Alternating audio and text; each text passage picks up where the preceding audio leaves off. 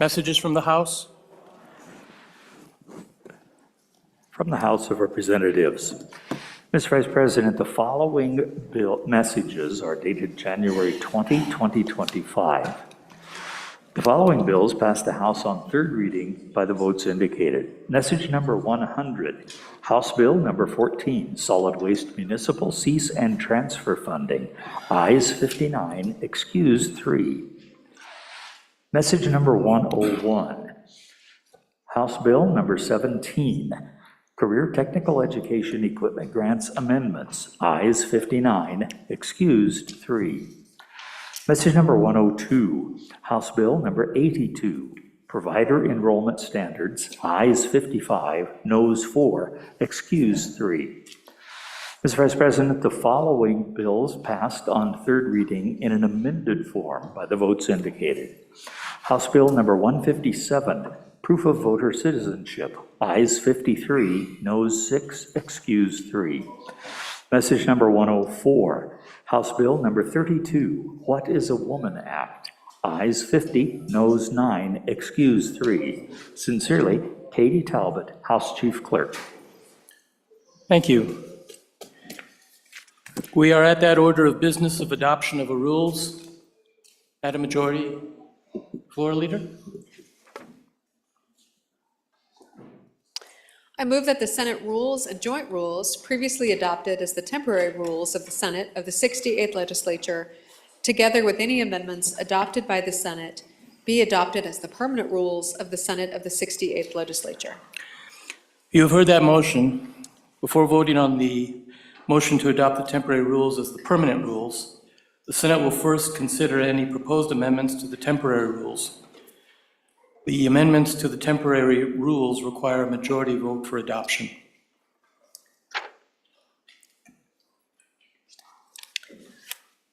Mr. President, I would move,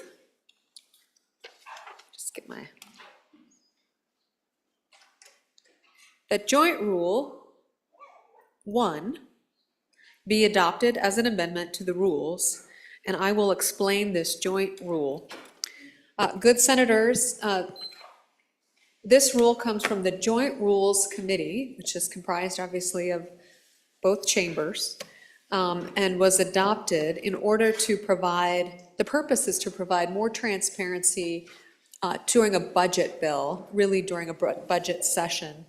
And it allows for about a 24-hour period for amendments to be published online for the public to see and hear. It has new dates associated with when those amendments have to be submitted to LSO, and then when they have to be approved from LSO. The rule and the proposed rule are pretty explanatory here.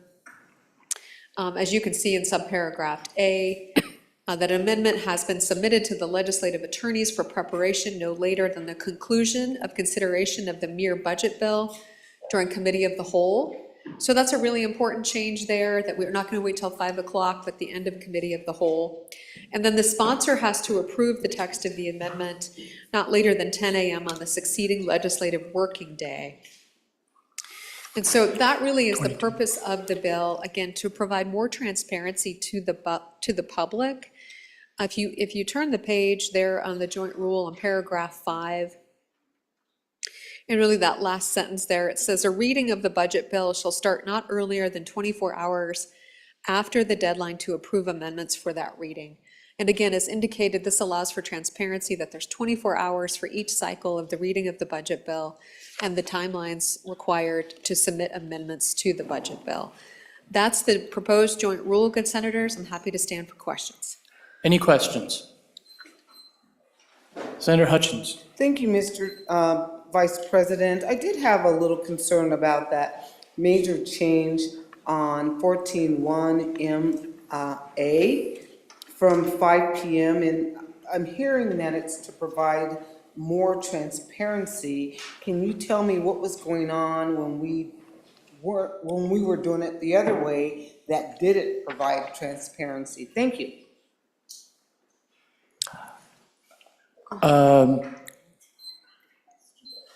Senator Office. Mr. Chairman. Point of order briefly. Yes, point of order. So by default, we would only have 2 speeches on this. We could certainly suspend that rule if we want in-depth discussion and if we want the good majority leader to rise several times. In the absence of that, if we're speaking twice, then I would collect a few more questions before. We'll go that route, thank you. Thank you. Senator Scott. Mr. Vice President, 2 questions on this. One, the deadline conclusion of consideration of the mirror bill during committee of the whole,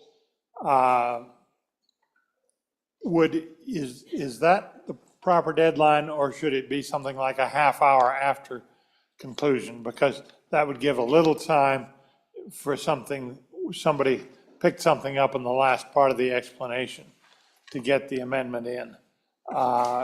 That's just, I asked that as a question. And second, Mr. Vice President, my question is, what is this going to do to the overall schedule of hearing the budget bills?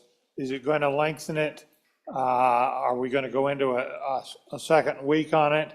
I haven't figured that out and figured all the implications for that out if we adopt this rule. Other questions? It's my understanding, Senator, that because it is a joint rule, both chambers will have to vote on it. Other questions? Yeah, Senator Hicks. Yeah, Mr. Vice President, and I have the same concern as my colleague from the Trona County and Laramie County on 14.1M, and we look at A, and it says the conclusion of consideration of mirror budget bills during the committee of the whole.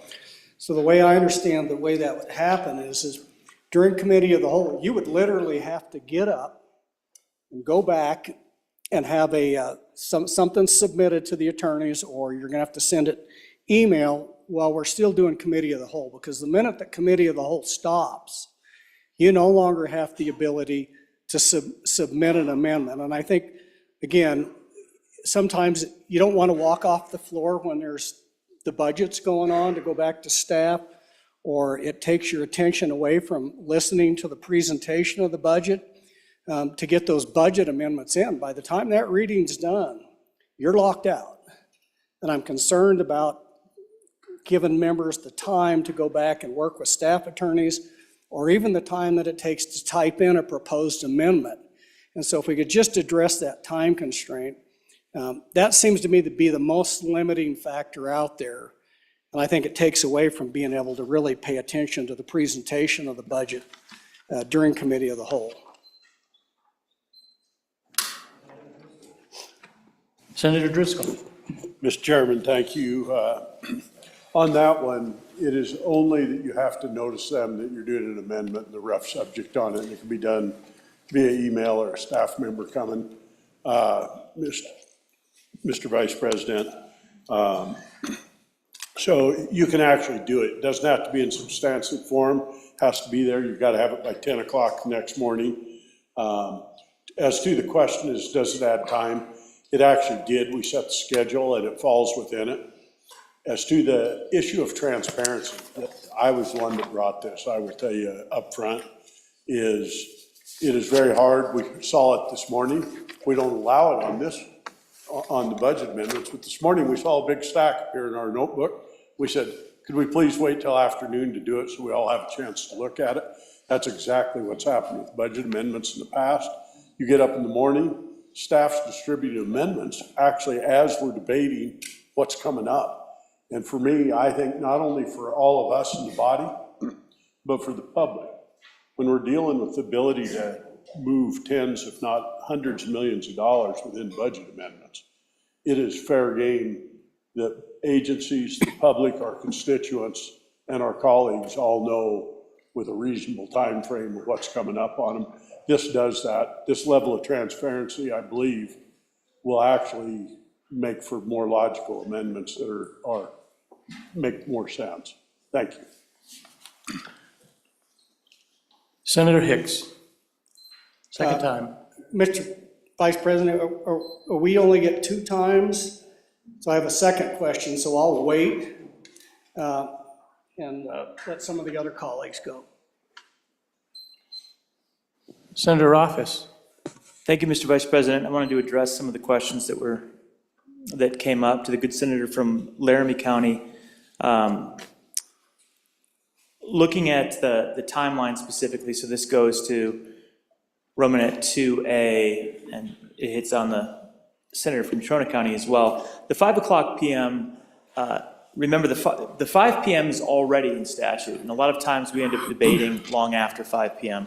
The consideration was actually the idea of giving a little bit more time in the circumstances when we debate late into the evening, which is the more likely outcome. It's unlikely we finish before 5, it's much more likely we go later. So the discussion was exactly to the good tall senator from Natrona County's point. A lot of times later in the day you hear something that you want to bring an amendment about. If we were shutting down the deadline by 5 o'clock PM and you're still debating at 7 o'clock, that's going to cause some challenge if that's when the idea occurs to you. So this extends that to ensure that it goes all the way through the committee of the whole for second reading, so you have the entirety of it to plan those amendments. And I'll just reiterate what the good senator from the northeastern part of the state just discussed up by Devil's Tower. You only have to have the idea in, you don't have to have the final language confirmed. The deadline for that is the next paragraph B, which is the 10 a.m. the following morning. You have to have your final language in. So there's plenty of time to make sure that you get that amendment written down. Hey, I'm going to have an amendment on this, and then you can work on the final language. So it frees up more opportunity for us. It pushes it later a little bit, and that's going to be a bit of a challenge for staff, but in discussions, staff based on the A and the B provision and the day that's required between feels comfortable that they have enough time to get the job done. Getting to the schedule, which was the second question by the tall senator from Trona County, this effectively ends up adding one more day because you get a bonus day between committee of the whole, right? We typically do 2 days of committee of the whole. So you could envision a scenario being first day of committee of the whole is on a Friday. Then second day of committee of the whole is on the Monday. By the end of that Monday committee of the whole, you have to have your second reading amendments submitted. Then 10 a.m. the next morning, you're going to have to approve those amendments. So this would be the Tuesday.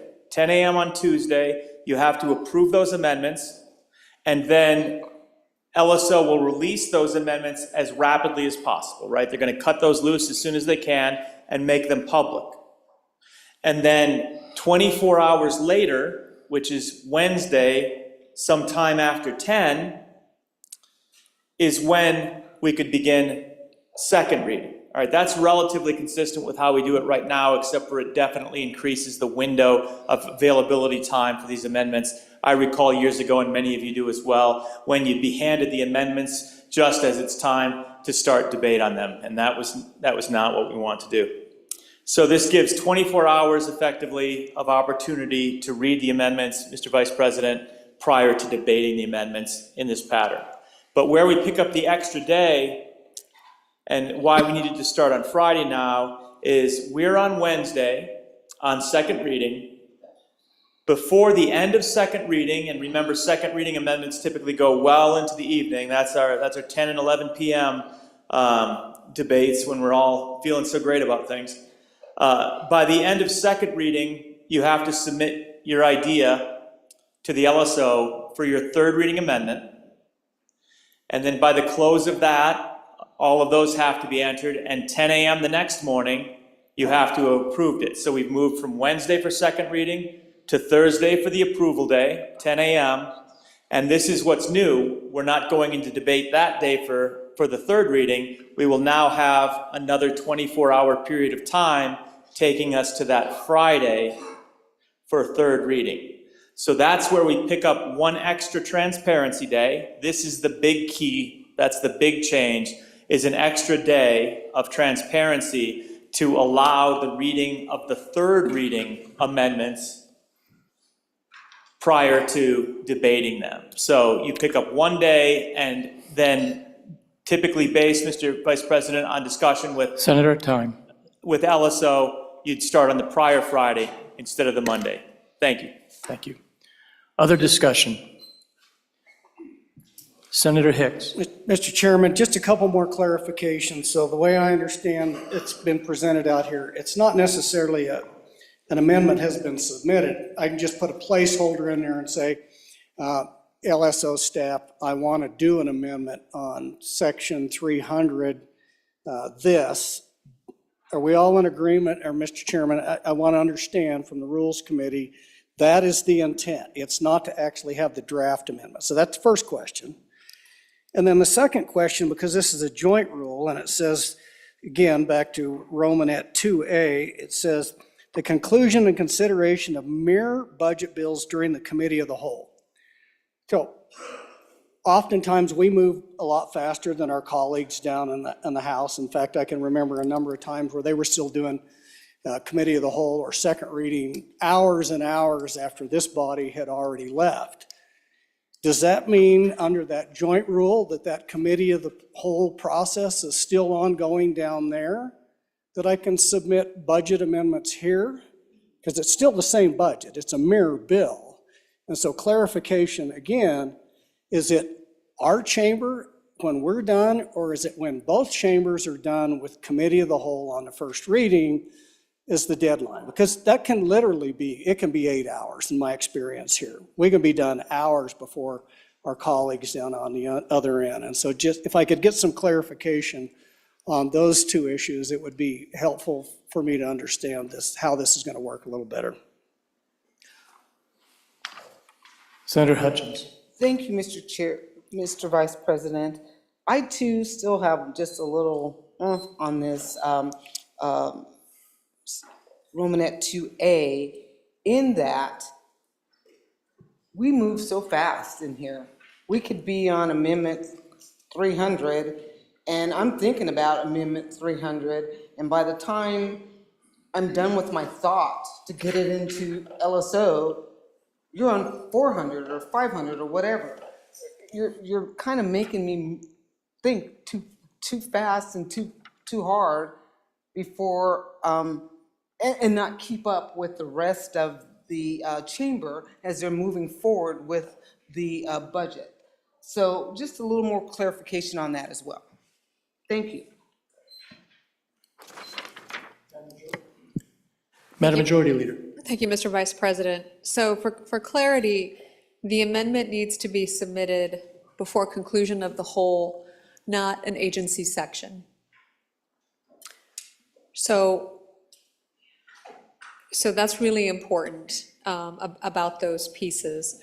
To the senator's question about, is it just a placeholder request for an amendment? And the answer is yes. It looks just like it does right now for bills, for the budget, for bill drafts, right? Where you submit your request for a bill draft or you submit your request for an amendment and you tell LSO what it is that you want. That's entered in at that point in time. Then LSO comes and finds you and says, can you tell me that one more time, or let's talk through what it is you really want to do. Let's get some clarification here on what your request actually is. And so whether you think you have a perfectly drafted amendment, LSO will always tell us whether we do or we don't. And so that conversation is triggered with LSO at that time. And it's only until 10 a.m. does that amendment need to be finalized. And we are talking about a budget bill. So generally we're speaking simply to appropriations of amounts of money. We're not talking about a lot of language. If we're adding footnotes, that's always pretty tricky. But if it's a footnote, it's still just a footnote. So remember, we're talking about a budget bill here. Without this proposed rule change, you're forced to go much, much faster. Much, much faster. And you're having to review those amendments at breakneck speed, which is why this rule is in front of you. And so I think it's also important to know that the genesis or the origination of this request comes from the public. They said, we can't keep up and we can't inform you accurately of what these amendments are or what they do because we're only getting hours' notice of the publication before an entire agency's budget may be eliminated, before an entire project is eliminated. And so it is our obligation here in the People's House to make sure that our budget process gives us enough time to understand what's happening as well as the public, and that's the purpose. So it seems like it's new, but in reality, it's not. To the question of which house applies, it's your chamber's timeframe is what the deadline is. So the conclusion of consideration of the mirror budget bill during committee of the whole in your chamber. We're not following the other side, which may be very much delayed. So it is within your chamber, and that's how I would interpret the application of these rules. Other discussion? Any other discussion? Okay. The question before you is amendment joint rule number 1 to the Senate permanent rules. The clerk will call the roll. Joint Rule 001, roll call. Anderson? Aye. Barlow? Aye. Boner? Aye. Brennan? Aye. Case? No. Cooper? Aye. Crago? Aye. Crum? Aye. Dockstetter? Aye. Driscoll? Aye. French? Aye. Guru? Aye. Hicks? No. Hutchings? No. Ide? Aye. Jones excused. Kolb excused. Landon? Aye. Larson? Aye. McEwen? Aye. Nethercott? Aye. Olson? Aye. Pappas? Aye. Pearson? Aye. Rothfuss? Aye. Salazar? Aye. Aye. Schuler? Aye. Scott? Aye. Smith? Aye. Steinmetz excused. President Beitman excused. Closing vote. Closing. Vote closed. JR 001, 24 aye, 3 no, 4 excused. JR 001 has been adopted. Senator Smith, Privilege of the floor, Please. Mr. Vice President. I would like to welcome our Homeschool Wyoming and Aaron Waskowitz, your leader, and thank you for being here today and for the great lunch.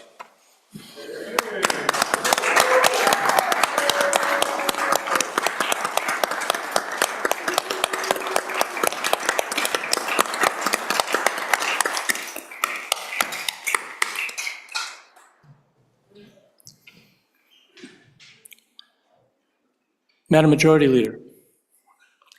Thank you, Mr. Vice President. I would move that Joint Rule 2 be adopted as an amendment to the rules, and I will explain the proposed joint rule. And I'm sorry, good senators, you have to keep listening to me here.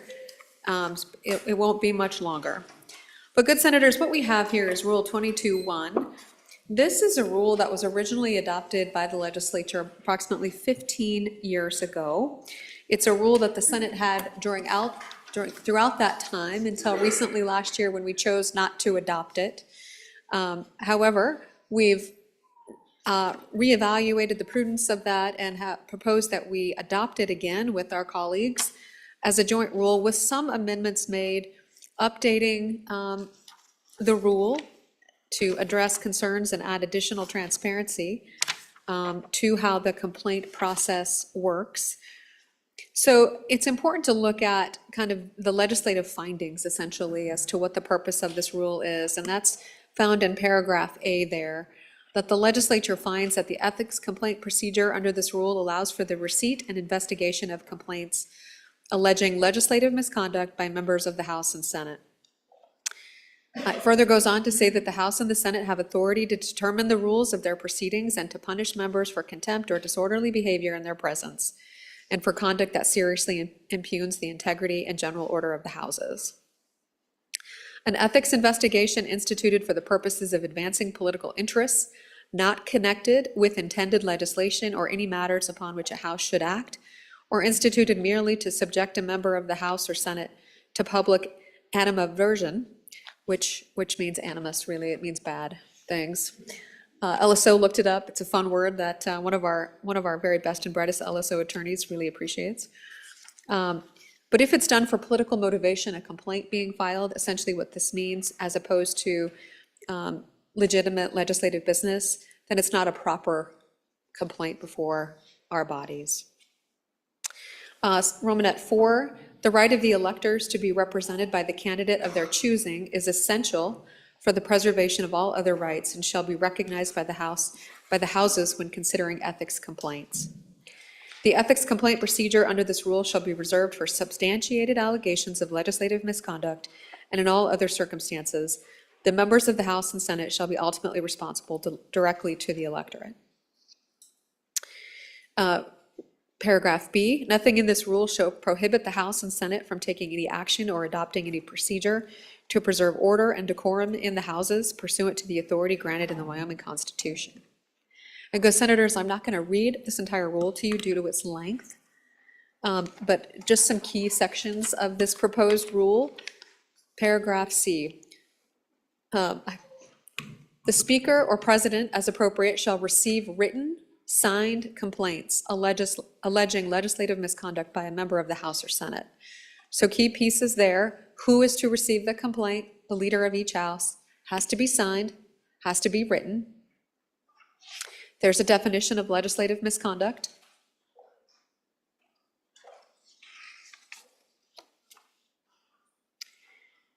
Moving down into paragraph E, again, the complaint shall be in writing. Romanet 2, so this is lines 34 through 39. The complaint shall be based on unique personal knowledge. And so what we heard from our LSO staff is that some complaints were being received by things people saw online, on meetings that had happened some time ago, or something that they were observing somewhere across the state, and it wasn't based on unique personal knowledge that that person may have experienced or even knew firsthand details about, other than observing it from anywhere in the world.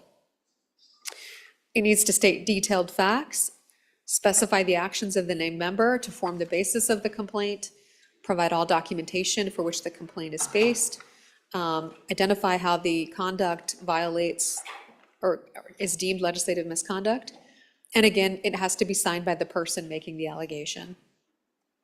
A copy of the complaint is provided to the member against whom the complaint is filed. And then the presiding officer, after consultation with the majority and minority floor leaders, shall summarily dismiss any complaint which on its face appears to be frivolous or submitted for any improper purpose, and alleges facts that, if taken as true and construed in the light most favorable to the complainant, do not constitute legislative misconduct, or 3, is insufficient as to form. And so, we've been instructed by our LSO staff that it's not uncommon to receive some of these complaints that are insufficient. And this particular provision allows leadership to dismiss those just summarily without further action. That notice is provided to the complainant. Here's additional details about that process for initial findings and proceedings. Can't tell if you're interested or not. Turning the page. This is really important, and this is a new... Madam Majority Leader, I think we're at the 5-minute mark, so. Okay. Okay. Yes. Senator Office.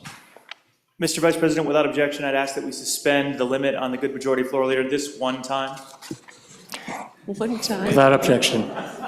Say no. Say no. Madam Majority Leader. Yeah, thank you, Mr. Vice President. I appreciate that. I do think that this rule is important. It's surprising, as we had the subcommittee, the level of public's interest in this particular complaint form. There is a lot of interest, both in and outside of these chambers. So I think it's important we do some fair justice to this. So we're on page 4, lines 1 through 6. There's a test for determining the existence of probable cause for whether or not a complaint or a factual situation is sufficient to warrant additional action.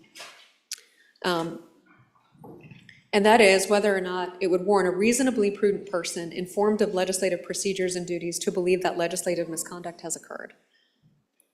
This is a legal standard that is suggested by our LSO staff, that they're familiar with and is part of other legislative conduct procedures. There's a subcommittee that can be created, and they shall notify the member against whom the complaint was brought that it is reviewing the complaint. This allows then a little bit of notice and an opportunity to be heard for the member, that the member complained against may submit a written answer to the subcommittee, and the subcommittee shall review shall have the discretion to determine what additional evidence, if any, is presented during the course of its review.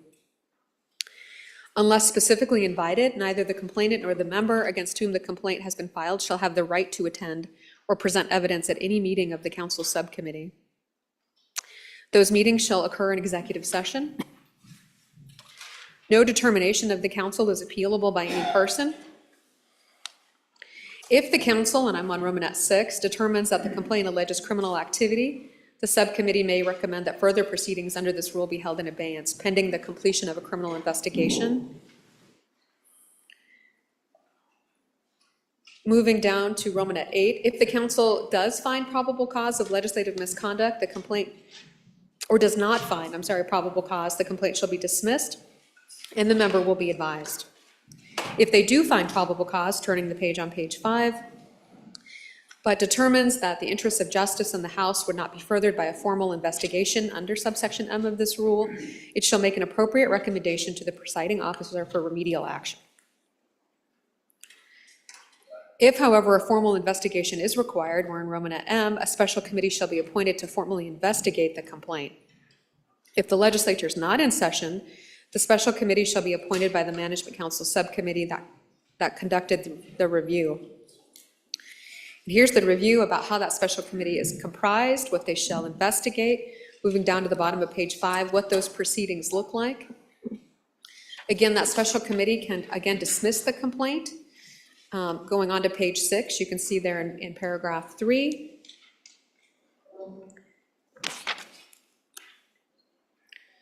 And what further rights that we as a chamber may have or legislative leadership may have. I kind of summarized the very end, but I think that this should show and demonstrate to the chamber the level of detail and process that's available for legislative misconduct, both from public complaints and then within the chamber itself. With that, I'm happy to stand for questions, recognizing we are pressed for time, but a very important rule that is considered a joint rule for both houses. Thank you, Mr. Vice President. Thank you. Questions? Senator Hutchins. Thank you, Mr. Vice President, and thank you guys for the time to really go through these, and I was able to do that. On page 1, it says the ethic complaint procedures under this rule shall be reserved for substantive allegations. So that just, to me, that means you kind of believe this is happening, so you're going to investigate. That's what I want to clarify. And then during our ethics meeting, one of the things that was brought out was when someone is accused of something, very often the person who's making the accusation will go to the media and it just goes viral. It just goes wild. And the person who's accused has no defense at all. So I'm wondering, and I don't see it in here and I didn't hear it, is there anything that the legislature can do about saying at the end of these complaints, especially when it goes to the media, this person we found to not be guilty of that complaint? Just an ask. Thank you, Mr. Chair, Vice Chair. Any other questions? Other questions? Senator Pierce? Thank you, Mr. Vice President. So I want to be clear, or I want you to make this clear to me. So does this include voting records? Like if we're talking about voting records on the campaign trail or things like that, that's not what this is referencing to, right? Anybody? Is that an ethic thing? That is a question. One more, we'll take one more. Senator Landon, then we'll go to the Majority Leader. Well, thank you, Mr. Vice President. Seeing no one else fielding that, I just wanted to stand and offer what might be a little bit helpful. I do think that it could, at some point, fall into a category like that.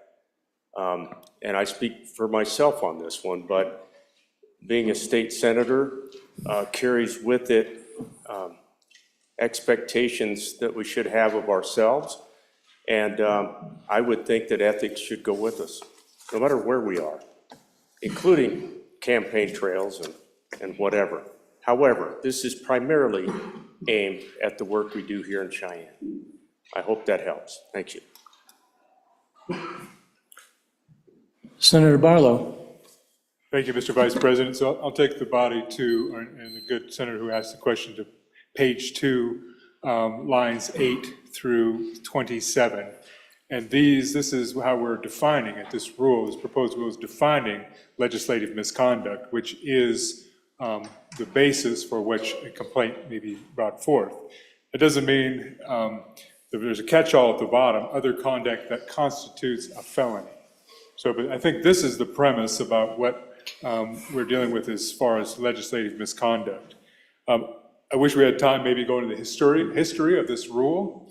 It came about in the 2010, 11, 12 timeframe when there was a very controversial topic and people were making complaints. Leadership felt they needed to have some process to address these concerns, these ethical things. They were found to be frivolous and politically motivated, and nothing happened with those at that time. But as a former presiding officer, and there are several others in this room, I don't believe there's ever been one go to that formal committee process.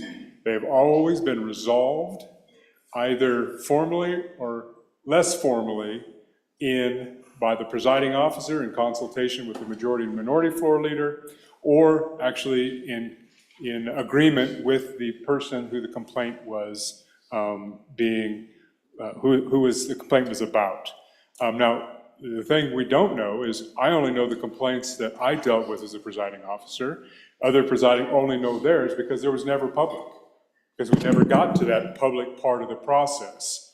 And there's good reason to not get to that public part of the process in some of these, because some of these are very sensitive personal matters that it is not probably in the best interest to go forward into that public process.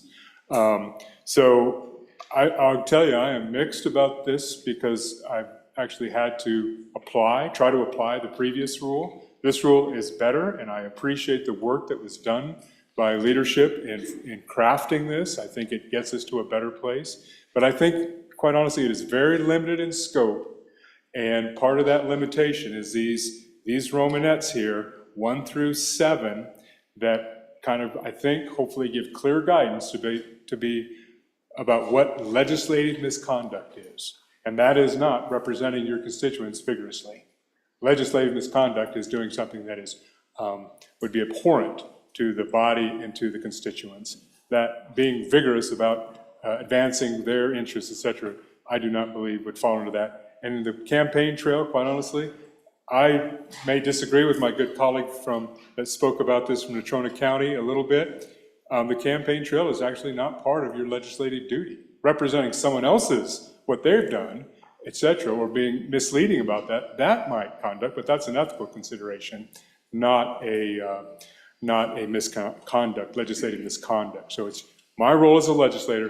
Am I doing something that brings down the institution or my duties in that institution? I would say that is the key test for me. Other things, it's free speech, it's other things. And that's a determination that presiding officers will go through that. And if you get to that public process, like I said, I don't know that it's ever been done. I certainly would not like to be a part of that as a presiding for that responsibility. Thank you, Mr. Vice President. Senator Hicks. Yeah, Mr. Vice President, I would have to concur with my colleagues. This may not be perfect, but it is certainly a substantial improvement over the process we currently have. And having evaluated this at least once in my time on management council and Senate leadership, This is a much better process than we have now. I would encourage an aye vote. May not be perfect, but it's certainly better than what we currently have in place. Any further discussion?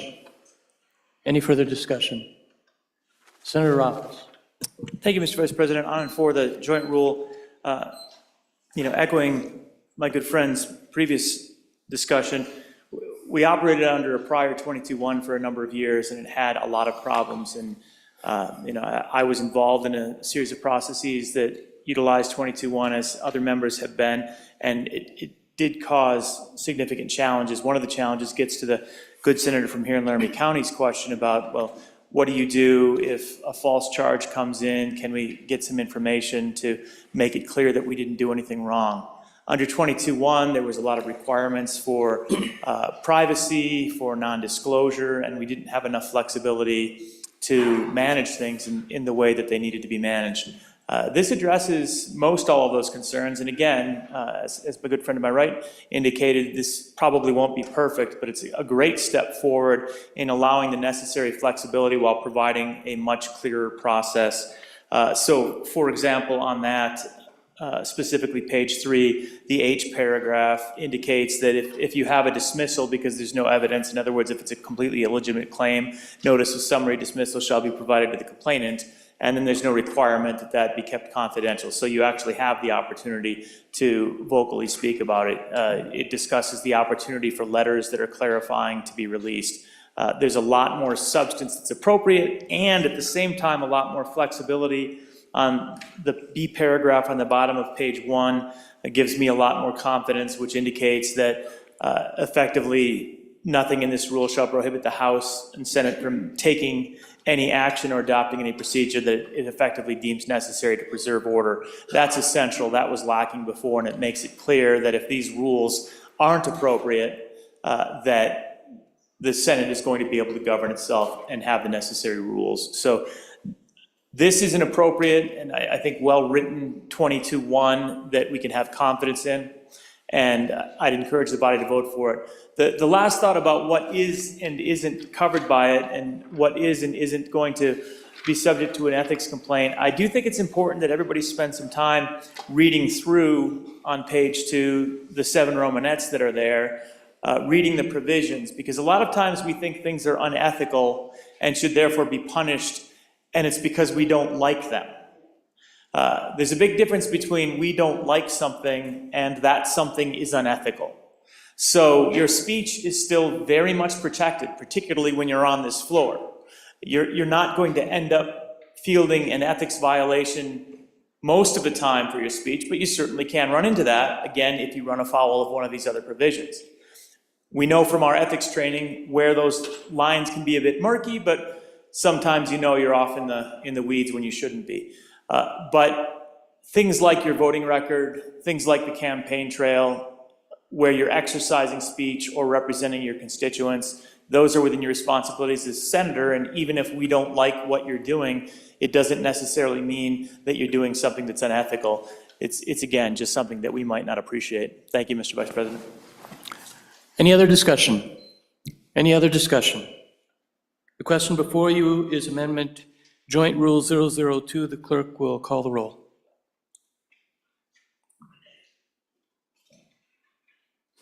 Roll call vote. Joint Rule 002. Anderson? Aye. Aye. Barlow? Aye. Boner? Aye. Brennan? Aye. Case? Aye. Cooper? Aye. Crago? Aye. Crum? Aye. Dockstetter? Aye. Driscoll? Aye. French? Aye. Garou? Aye. Hicks? Aye. Hutchings?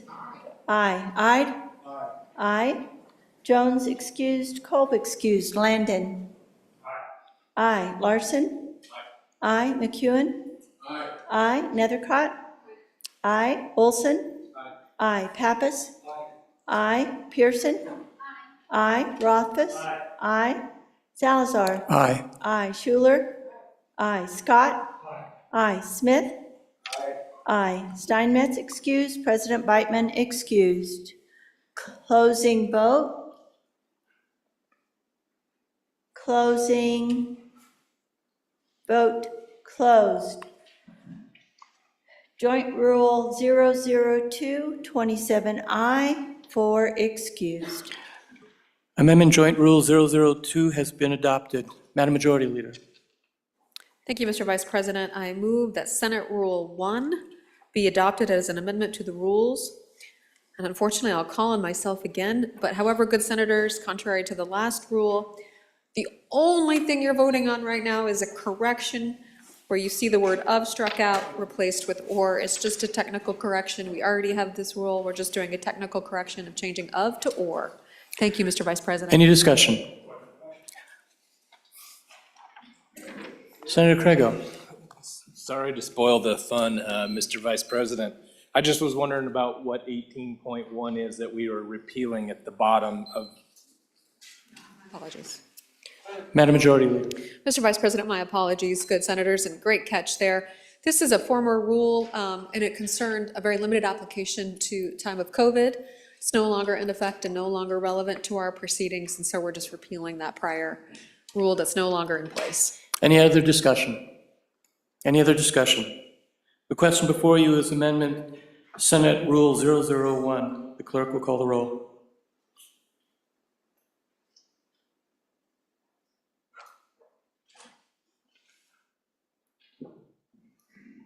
Roll call, Senate Rule 001. Anderson? Aye. Barlow? Aye. Boner? Aye. Brennan? Aye. Case? Aye. Cooper? Aye. Craigo? Aye. Crum? Aye. Dockstetter? Aye. Driscoll? Aye. French? Aye. Grew? Aye. Hicks?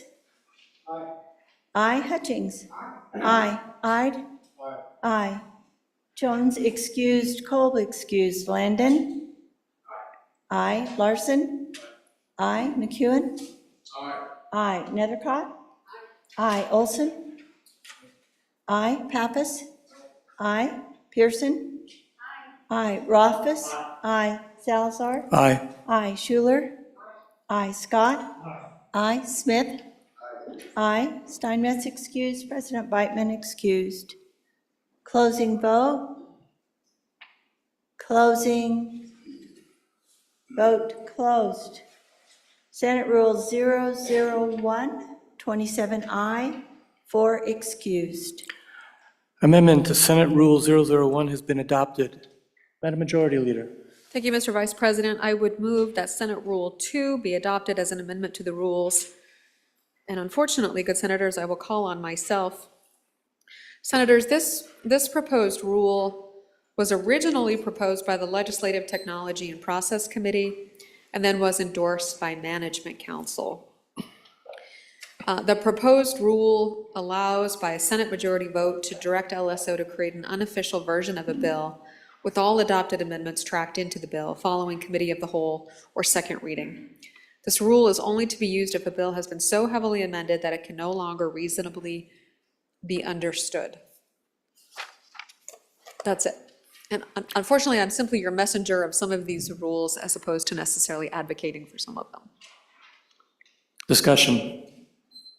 Senator Hutchins. Thank you, Mr. Chair, Vice Chair, or President. I'm wondering if this has anything to do with a bill that leaves our chamber, and when it gets to the other chamber, it's called a substitute bill. And it has been heavily amended to the point it wasn't what we sent over, it's what they wanted to receive, if that makes any sense. Because that's happened with a bill that by the time a member gets to the other chamber's committee, they see an entirely different bill than what went over. Does this address that? Thank you. Senator Barlow. Senator Case. Thank you very much, Mr. Vice President. I think it's sort of related, but it does not address that.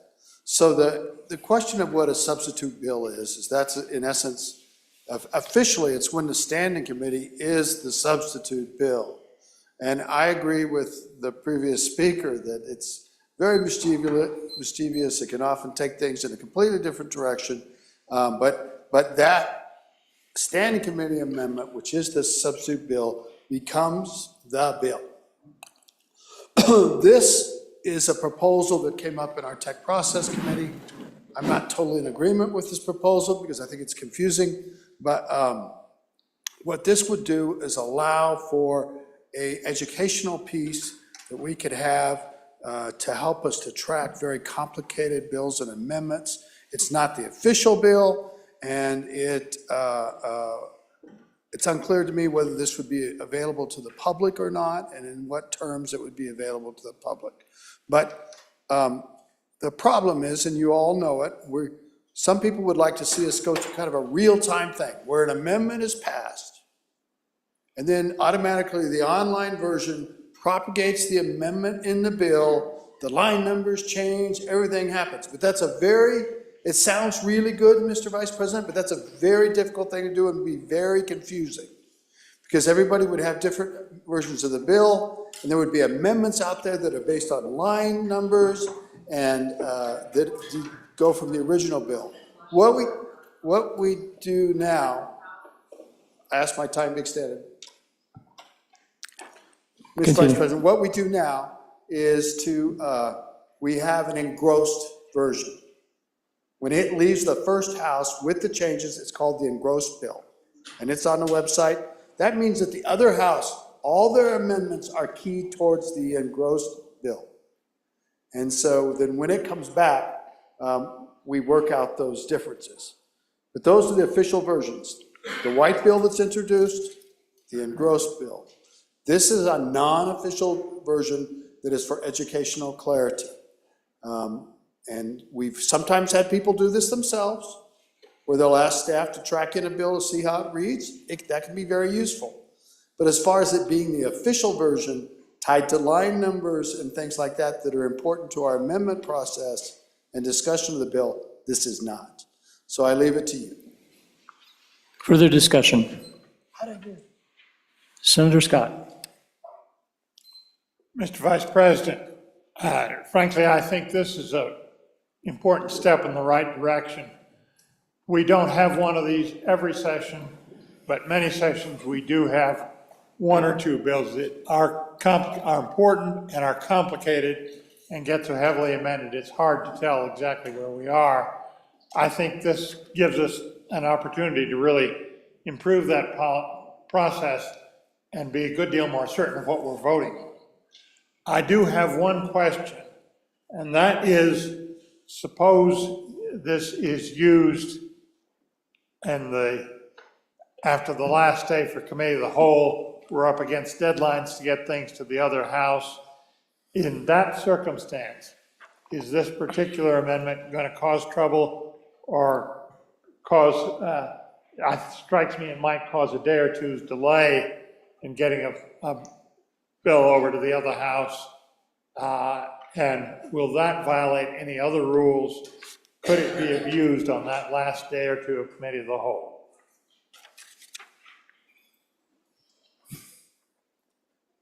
Senator Rothfuss. Thank you, Mr. Vice President. On and for this amendment,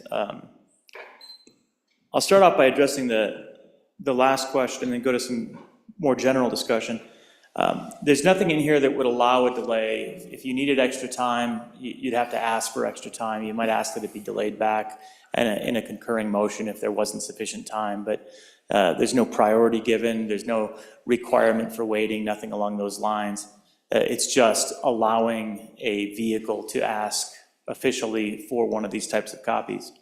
And Mr. Vice President, the reason for a motion is this is already done now occasionally. And usually it would take a presiding officer to ask for this, to have LSO undertake the workload that it takes and get something done.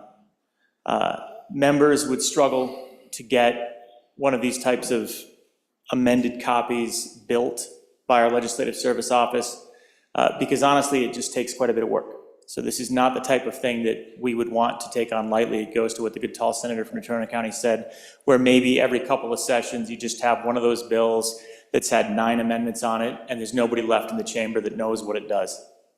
That's the type of circumstance, and it's an important bill. We need to work through it. We need to understand it. That's why this motion was written, to provide a vehicle for that by majority, recognizing that it's a substantial undertaking, and recognizing, as my good friend noted from Lander, it's confusing, because this will not be an official copy. It violates all the line numbers, it screws things right up, and you can't amend this copy further. You have to go back and amend the original version. So it creates a great deal of uncertainty.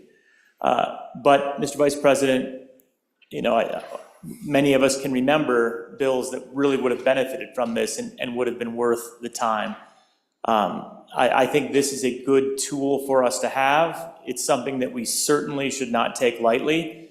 And, you know, I think the chamber should probably vote these motions down if they're relatively simple and trivial, and it should only be on the more significant ones. When we discussed it in technology and process, a lot of the discussion was, let's see if we adopt this rule. Does it get used every once in a while, or does it get abused? If it ends up being abused, we probably need to take it back off the books. But if it's used responsibly so that it doesn't take up too much of staff time and resources, this could be something that would be very useful for the public to understand what's going on, but also for us to understand what complicated bills are actually doing after they're heavily amended. Thank you, Mr. Vice President. Further discussion? Any further discussion? Question before you is Amendment Senate Rule 002. The Chief Clerk will call the roll.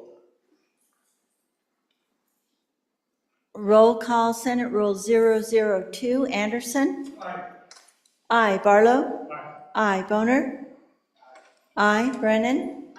Aye, Case. Aye, Cooper. Aye, Crago.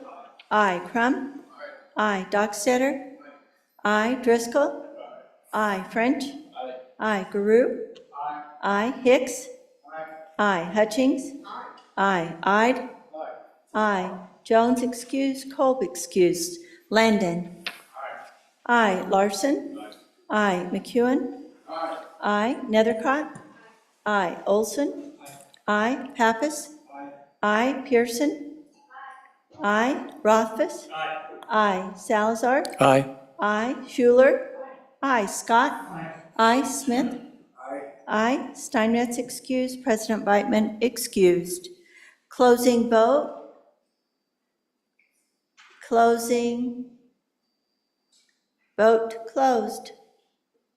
Senate Rule 002, 27 aye, 4 no. Amendment Senate Rule 002 has been adopted. Madam Majority Leader. Mr. Vice President, I would move that Senate Rule 3 be adopted as an amendment to the rules. And good senators, this is brought forward by your president. This rule proposes a new 15.8, providing limitations on video and audio recording of private communications of legislators. No legislator, legislative staff member, or guest shall use audio or video recording equipment to record the private communications of a legislator conducted on the floor of the Senate or any parts of the Capitol and its passages, or at any place in which the legislature is conducting legislative business without the consent of all parties to the communications. Thank you, good senators. Happy to stand for questions. Discussion. Any discussion? Senator Boner. Thank you, Mr. Vice President. Just a little bit more explanation. When we talk about guests, are we talking about folks who were going through some sort of process where we approve their presence within these halls here? Or are we talking about everybody? Are we talking about members of the press? Just a little bit more information about what qualifies as a guest. Same thing, I understand, you know, there's quite a few differences between the way we conduct business here in the Senate chamber and throughout the Capitol, and say when we go throughout the interim to different places throughout our state. And so that part towards the end where it says anywhere where we're conducting business, just a little bit more information from anybody, I guess, as to how this applies. It seems that it may be a little broad, and I have concerns about the First Amendment right to the free press, if nothing else. So potentially just a little bit more information about especially what qualifies as a guest. Is there some constraints on this? Other questions? Senator Hicks. Yeah, Mr. Chairman, just a little more discussion on how far does it extend to as it pertains to the guests. I think similar now, the way I read this is if this is a guest, if they're downstairs in the hallway or anywhere else, would extend that they can't record. And I might not even know what my guest is being doing. So how far is that when we talk about no legislative staff member or guest shall use, and then we talk about it's not only on the floor, it's in the meeting rooms, it extends all the way. Where do we stop that it no longer applies to a guest, and when are they no longer a guest? If they leave the floor of the chamber here, are they no longer a guest? To me, it just looks like it's something that we may not want to clean that up just a little bit. I just want to know how far that extends to a guest.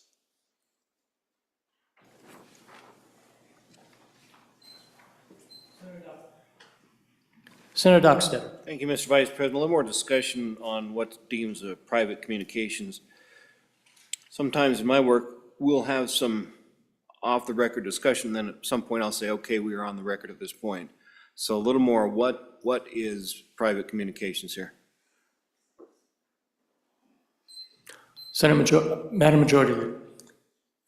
Thank you, Mr. Vice President. Great questions here. On the subject of the guest, I think the operative limiting factor with this rule is private communications. So regardless of whom, it shall be a violation of the rule to record someone's private communications. And I think it's not probably possible to define a private communication in a way that contemplates every scenario where you may be having a private communication, but generally that's between, office doors are closed. You are communicating quietly for not the public's consumption, and someone is recording that without your knowledge. So it also requires a recording without your knowledge. So I'm assuming if you're having a conversation with the press, with the guest present, and you say, I want to go on and off the record, and they ask your permission to record that, then there's no issue there. If you're on or off the record, they've already informed you that they are recording it. So the issue is a private communication, devices coming over this chamber, devices being placed throughout the chamber or throughout the Capitol, intending to intercept communications that you do not intend to be public is really the onus there and the purpose of the rule. So it has to be, you can record all you want with everyone's consent, right? So that's the issue is make sure the legislator understands they're being recorded, and are you trying to record what a reasonable person would consider a private communication? Any further discussion? Senator Case and then Senator Scott. Thank you very much, Mr. Vice President. And I just want to reach out to our listeners, people of Wyoming, about this proposed change to the rules. It's really an addition to the rules. This does not limit anything that is a public discourse, public meetings of our committees, public events on the floor. But what I hope people back home realize is that we don't actually have offices, sir. We sit here on this floor and we have private conversations. And it might be a pertinence to matters of this legislature, that's true, but it also might be personal and private. And so we don't have the luxury of finding a place to go in many places. So where there's a reasonable expectation that it's a private conversation, we're not stepping up for the microphone and asking for your recognition, Mr. Vice President. I just need people, there's no office to go. We have to sit here. If I want to talk to my colleague about the ramifications of something privately, I don't need someone hanging off the wall up here with a directional microphone, picking up that conversation and recording it. That's not fair. We wouldn't tolerate that to our friends at the coffee shop. We don't tolerate it here. Senator Scott. Mr. Vice President, I'm wondering, is this rule aimed in part specifically at our email system? In other words, I think maybe the lenses are getting powerful enough so somebody in the balcony could record what we were saying as we replied to an email from a constituent. And Mr. Vice President, we get quite a volume of those. They are all over the place. They sometimes involve very personal information from the constituent, explaining their situation, why they feel the way they do.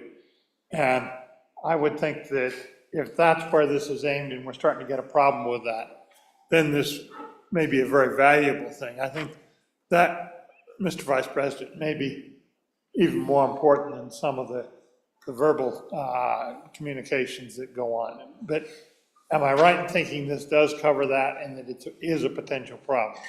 Is my question. Further discussion? Any other discussion?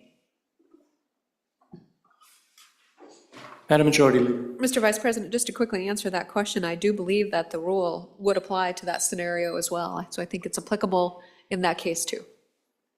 Any further discussion? The question before you is Amendment Senate Rule 003. The clerk will call the roll. Roll call vote. Senate Rule 003, Anderson? Aye. Aye. Barlow? Aye. Boner? No. No. Brennan? No. No. Case? Aye. Aye. Cooper? Aye. Aye. Crago? Aye. Aye. Crum? Aye. Aye. Dockstetter? Aye. Driscoll? Aye. Aye. French? Aye. Aye. Guru? Aye. Aye. Hicks? No. No. Hutchings? Hutchings? Aye. Aye. Aye. Aye. Jones, excuse. Kolb, excuse. Landon? Aye. Aye. Larson? Aye. McEwen? Aye. Aye. Nethercott? Aye. Olson? Aye. Pappas? Aye. Pearson? No. Rothfuss? Aye. Salazar? Aye. Aye. Schuler? Aye. Scott? Aye. Smith? Aye. Steinmetz excused. President Beitman excused. Closing vote. Closing. Vote closed. Senate Rule 003, 23 aye, 4 no, 4 excused. Amendment Senate Rule 003 has been adopted. Madam Majority Leader. Thank you, Mr. Vice President. I would move Senate Rule 4 be adopted as an amendment to the rules, and I would call on Senator Larson. Senator Larson. Mr. Vice President, thank you. I will withdraw this amendment. I didn't think it was coming forward, but I do want to recognize that we do have a new display. It is on the web page for our recorded votes. And I think that's working really well, what I've watched, and I think we ought to just see how that goes before we go any further with this. Push-button voting is something I'm interested in, but it'd take a long discussion, so withdraw it. Amendment Senate Rule 004 has been adopted. Madam Majority Leader. Oh, excuse me. That's cool. Senator Office. Point of order, it has been withdrawn rather than adopted. Apologies. So you have to make that acclamation. Thank you, Mr. Vice President. Mr. Vice President? Senator Case. Since it was moved, you actually have to withdraw it. Yep, without objection. Yeah. Senator Larson. Mr. Vice President, I ask to have this withdrawn without objection. Without objection. Yes. It's withdrawn. Good job, good job. We're good. Madam Majority Leader. Thank you, Mr. Vice President. I move that Senate Rule 5 be adopted as an amendment to the rules, and I would call on Senator Barlow. Senator Barlow. Thank you, Mr. Vice President. So there should be a corrected copy in your baskets, and there's a corrected copy online. At least I have it. If somebody else doesn't have it, they can have mine. Mr. Vice President, members of the body, this comes to us, and it's not because of maybe what some of other legislators have legislatures have dealt with as far as committee memberships and committee chairmen. This comes from my own experience as a presiding officer and some of the challenges that come up. And I'll take you back to Joint Rule 22, which this body just adopted.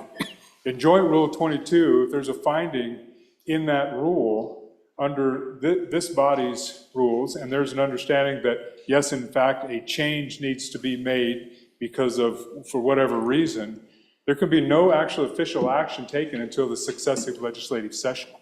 That's the rule we just adopted in Joint Rule 22. Go ahead and take a look at it. It's toward the end of the rule.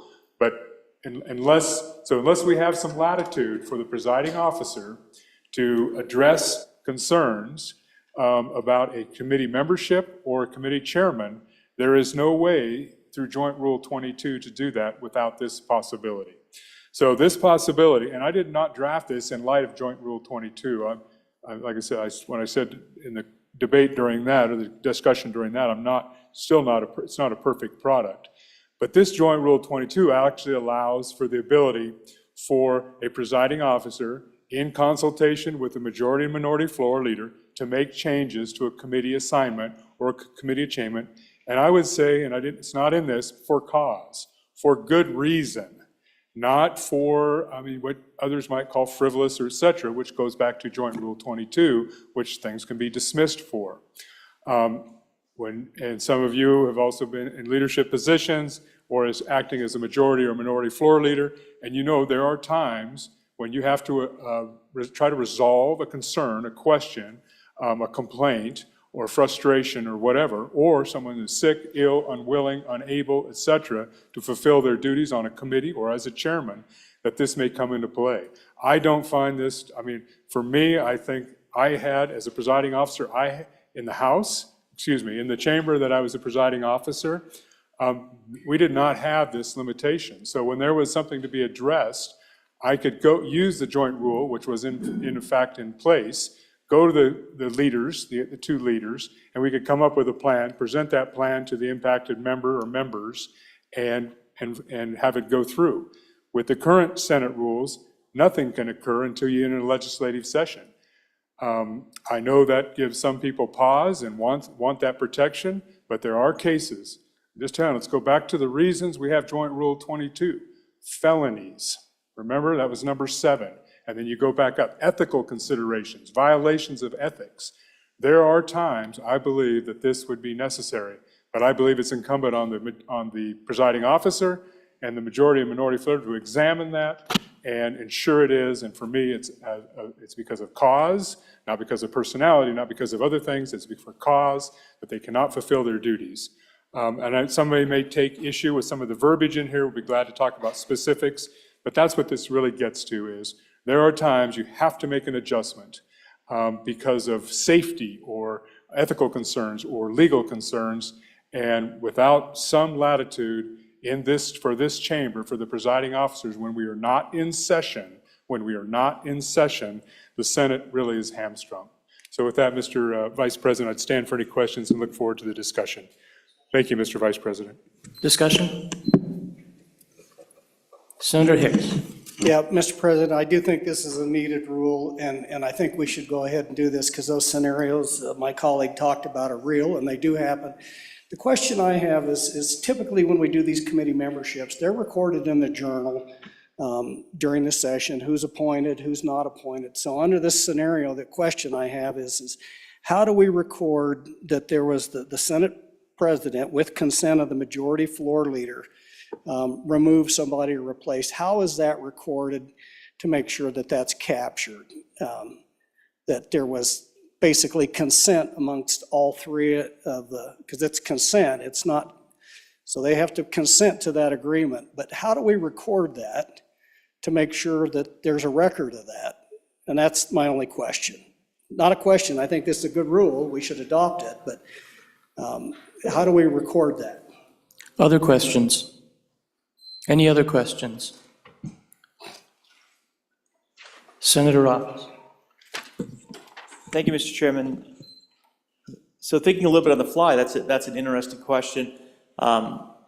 As we come back into session, I believe it would be in order to make those announcements. We did that previously. So as we're reading in, so to speak, an interim, that would be recorded. If the legislature has adjourned, in other words, if you have ended and you're coming in and reappointing, honestly, I don't know of a process that would account for that, because we don't amend the journal during the interim. We only journal while we're here. So again, if it were an interim between a general session and a budget session, I can see where that would be entered and voted upon in the budget session. And the second half of this paragraph indicates that there is the possibility of a vote of appeal, which would obviously then be entered. But, it's something that we could honestly take a little bit of a look at and look at Masons and see if there would be a way to record that. That's the first we had of discussion on that. Other questions? Any other questions? Senator Barlow. Thank you, Mr. Vice President. So I do appreciate the inquiry, and I apologize that I actually didn't, well, I can't apologize. I didn't come up with that. That wasn't a scenario. I can just tell you how it was handled when I addressed this. I actually made a public statement about it and didn't give the cause, just said, as a speaker, as in that role, it was under my authority to make this change, notified the public broadly, and but to my good colleague's point, it was not in the record. The record didn't need to be corrected because we went into another legislature. So there wasn't a record to be corrected, depending on what happens, as you will. So I appreciate the comment. Certainly, I hope at least if it were used, that at least the public would understand and the body would understand, and that would be done in a public way. But as far as the record, this does not contemplate that, and I apologize for that short-sightedness. Thank you, Mr. Vice President.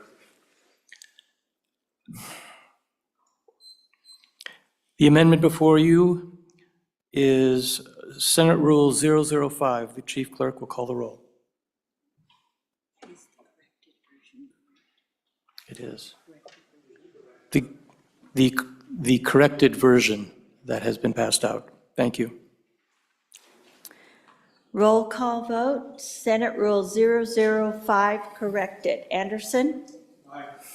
Aye. Barlow? Aye. Aye. Boner? Aye. Aye. Brennan? Aye. Aye. Case? No. No. Cooper? Aye. Aye. Crago? Aye. Crum? Aye. Aye. Dockstetter? Aye. Aye. Driscoll? Aye. Aye. French? Aye. Aye. Garou? Aye. Aye. Hicks? Aye. Aye. Hutchings? Aye. Aye. Ide? Aye. Aye. Jones excused, Kolb excused. Landon? Aye. Aye. Larson? Aye. Aye. McEwen? Aye. Aye. Nethercott? Aye. Olson? Aye. Aye. Pappas?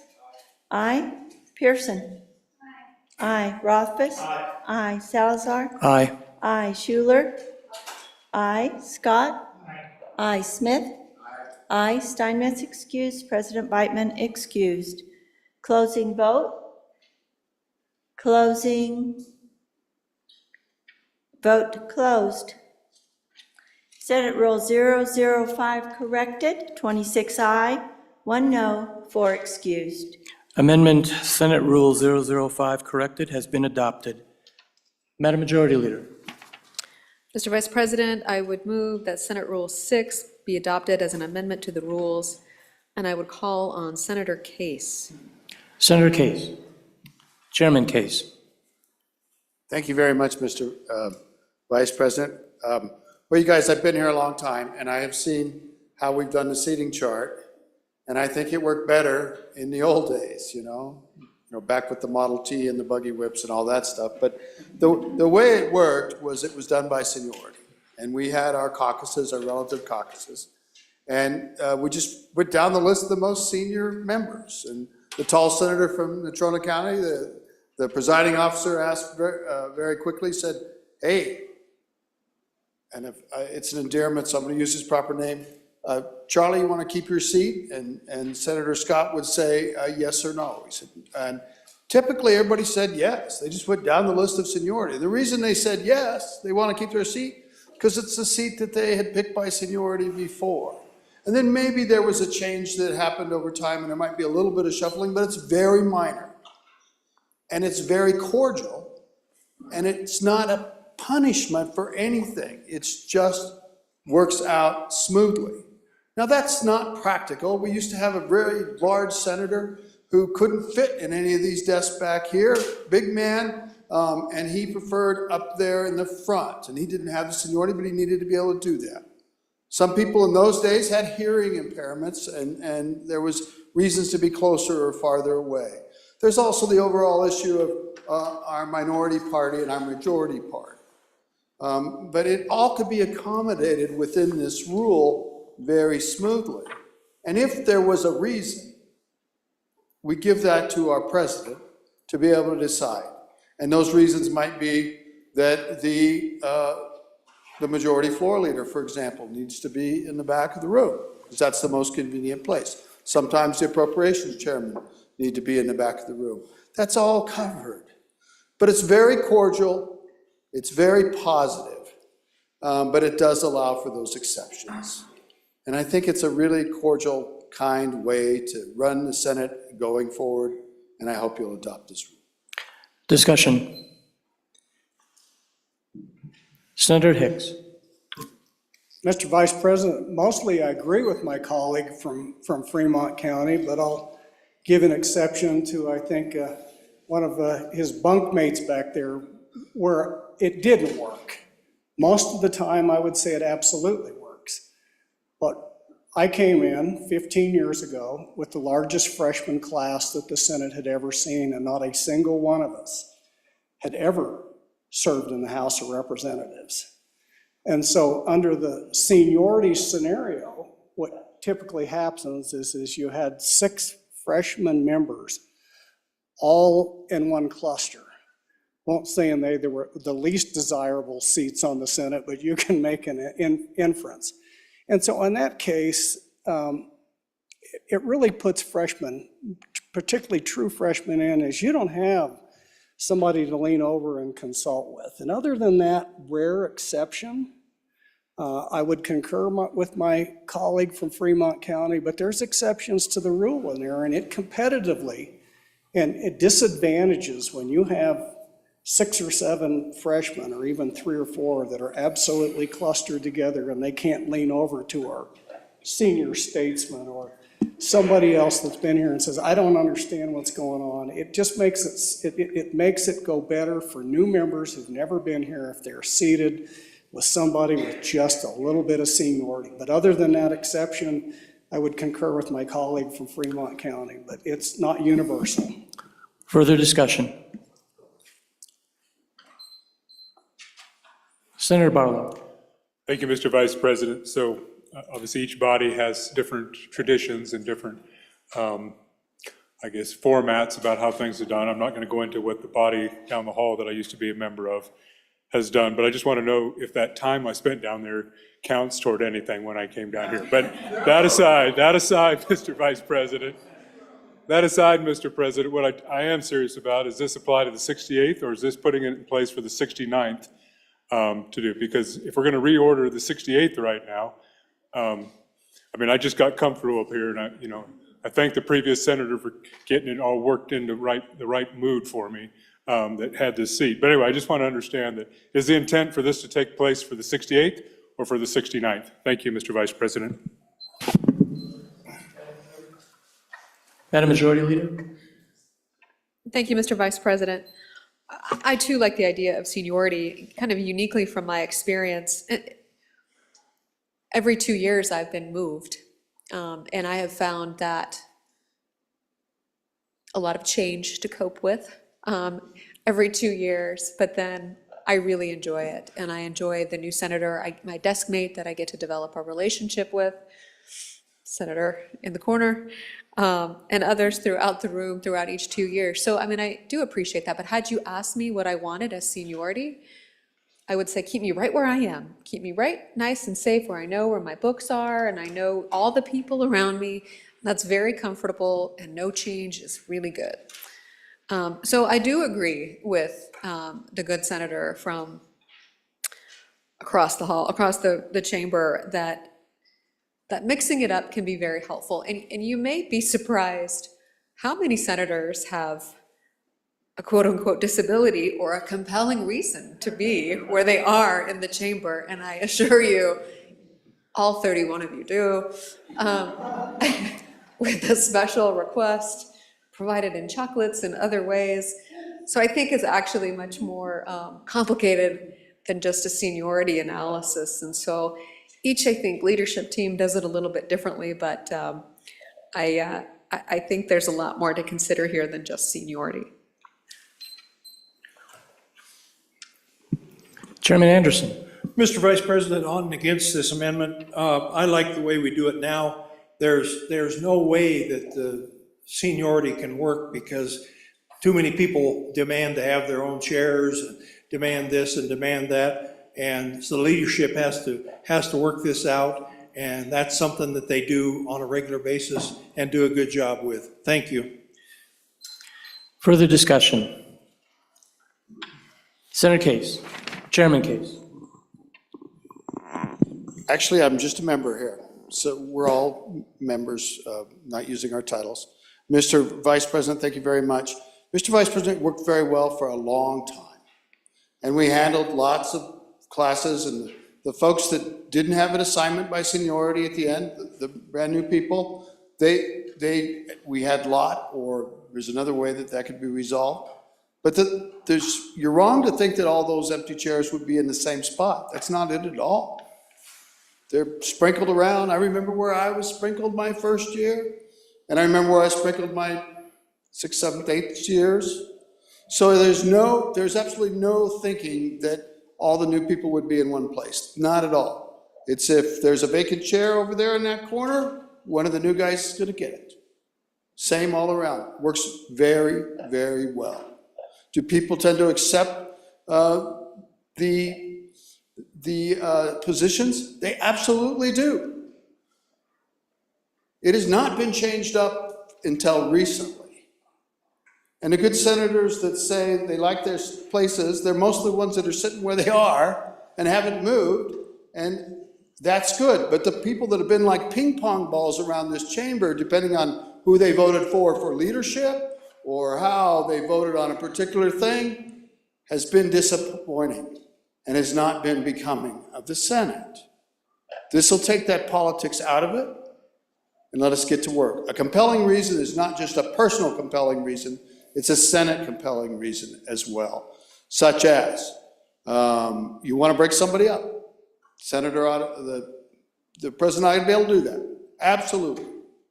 You want to recognize that this person needs to speak to the budget and needs a good place. You have to respect the parties. All those come into play, but it works very well.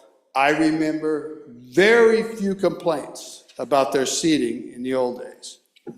I'll tell you what, we've had complaints about seating and it used as retribution, and I don't think that's becoming of the Senate. As to whether this would go forward or go retroactively, this wasn't in place when the seats were assigned.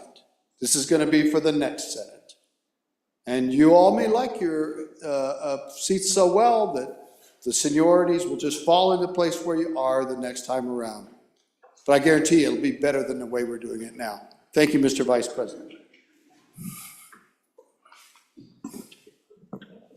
Senator Hicks. Mr. Vice President, I think I have found another compelling reason to absolutely support this rule. Any other discussion? The question before you is Amendment Senate Rule 006. Chief Clerk, call the roll.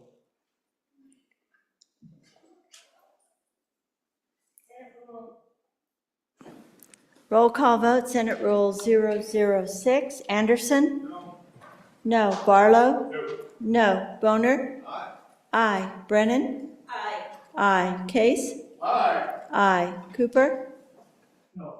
No. Crago? No. Crum? No. Dockstetter? Aye. Driscoll? No. French? No. Garou? No. Hicks? Aye. Aye. Hutchings? No. Ide? No. Jones excused, Kolb excused. Landon? No. Larson? No. McEwen? No. Nethercott? No. Olson? No. Pappas? Aye. Pearson? No. Rothfuss? No. Salazar? No. No. Schuler? No. Scott? Aye. Smith? No. Steinmetz excused, President Beitman excused. Closing vote? Closing. Vote closed. Senate Rule 006, 7 aye, 20 no, 4 excused. Amendment Senate Rule 006 has failed. Madam Majority Leader. Mr. Chairman, I request that the Committee of the Whole stand at ease to the sound of the gavel until 3:45. What am I doing? Senator Office. Thanks. Madam Majority Leader, we're in the Senate right now, so not the Committee of the Whole, so just Oh, I'm sorry. the Senate stand at ease. Thank you. You're right. Madam Majority Leader, I believe there's one more amendment, but is... There is one more.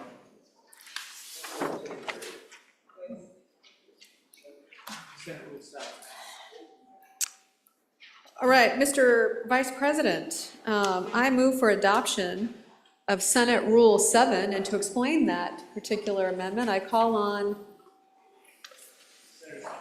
Senator Smith. Senator Smith. Mr. President, I'd like to move that, or to ask you to adopt this rule, Senate Rule 7. And basically it's this: just like a family lives on a budget, this rule would make us live on within the budget that comes out of the JAC. I'll be pithy, I'll be succinct and brief. If you want money, you'll either have to find it within the budget as it comes out of the JAC, or you'll have to run a separate bill. And that's the rule I'm proposing. Questions? Senator Scott. Mr. Vice President, speaking on the proposed rule, frankly, there's things I like here and things I question here. And the thing I like about it is really the last two lines. An amendment made pursuant to this subsection shall not be divisible. Because, Mr. Vice President, there's been times in this legislature when we very much needed and tended to follow this rule because the money was really tight and we could not afford to go adding money to the budget. And people who wanted to defeat that urge would divide the amendment so that you could guarantee that you were going to increase you're proposing wasn't going to be offset by a corresponding decrease. And I would love to see some ability to protect that from the policy of being able to divide the amendment. On the other hand, there have also been times over the years when we have generally needed to increase the budget, often when we've had to cut them way back in a session before our finances recover and we can afford to increase some things and increase some things where we probably cut a little too far. The offset doesn't necessarily work. We have the money. So I think that this would overall tie our hands. Mr. Vice President, what I hope we do is defeat this proposed rule at this time, and it's, as written, it would apply only to the, as I understand it, to the mirror budget bill during the budget session. I think bringing it back as an amendment will take a 2/3 vote, but a little more carefully crafted and targeted to give you the ability to preserve the cut, offsetting the increase, and do it by designating or some other way, so that that part wasn't divided out. I think it might make considerable sense as a, trying it again next year for the budget session. So, Mr. Vice President, I do have mixed feelings about the amendment as it stands. I don't think it's quite practical yet, but I think he's really onto something that might be worthwhile, Mr. Vice President. Further discussion? Senator Ide. Thank you, Mr. Vice President. I support this bill. I think it's, or this rule. Being relatively new here, if, to my colleague from Bates Creek over here, to his question about dividing it, I don't fully understand how you can suspend the rules. So if we got into a situation like the good senator from Bates Creek was talking about, we could potentially suspend the rules on that. Thank you, Mr. Chair. Senator Hicks. Yeah, Mr. Vice President, just a couple concerns, and it relies around the wording in this, and because it talks about a general fund appropriation.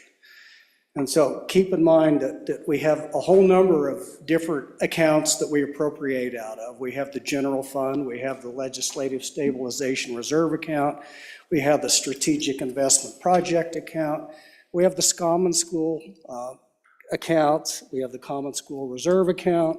And so there's a whole bunch of these things, and some of these is not what we would typically call general fund appropriations, it's for the general operation of the government. The whole K through 12 is really on another set of bills, and I'm concerned by the language you hear when we just use general fund appropriations. It restricts it to just those general funds. Mr. Chairman, so, and the other thing, if we were going to do this for all of our spending bills, so all of our general appropriations, the other one that we have out there is we also typically do a bill called the feed bill, which is an appropriation budget bill that this body acts on, which basically funds the legislature too. And so I understand the intent. I think the intent is good. I'm just worried about the consequences of naming a general fund appropriation and how that would be inferred if that includes all of those different accounts that we appropriate out of, including the school, common school permanent land fund, and also it could get all the way down to the Hathaway Scholarship. That's a different fund that we deal with. That's not a general fund appropriation. It's specific to that program. And so that's my caution with this, is it's a little broader or maybe a little narrower than what we'd want based on the language, not the intent. I agree with the intent.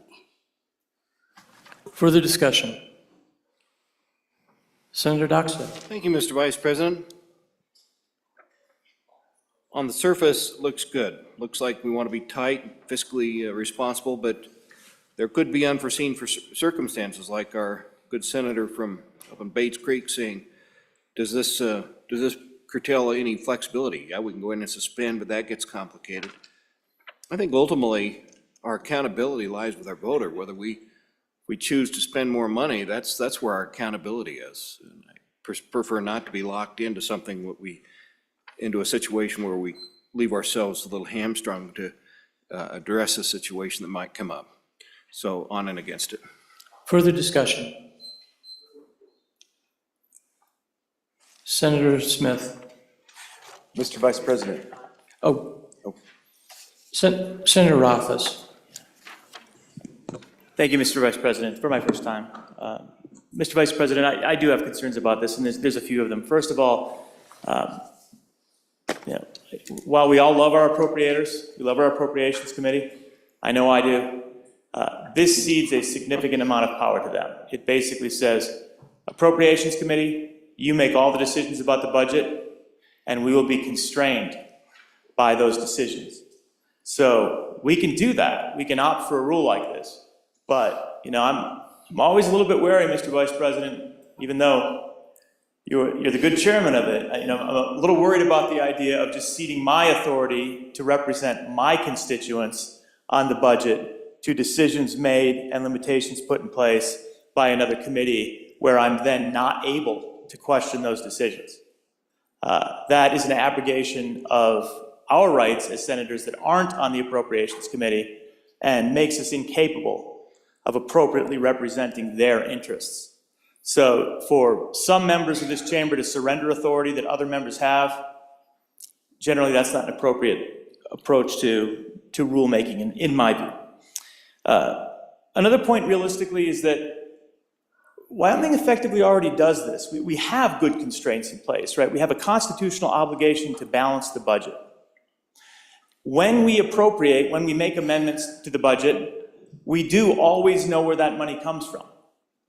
It's not like you can make magic money appear. We can't run our printing press here in Wyoming.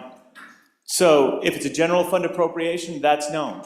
If you as a member of the body or I as a member of the body don't like the cost of it and don't see an offset, we're entitled to vote against it.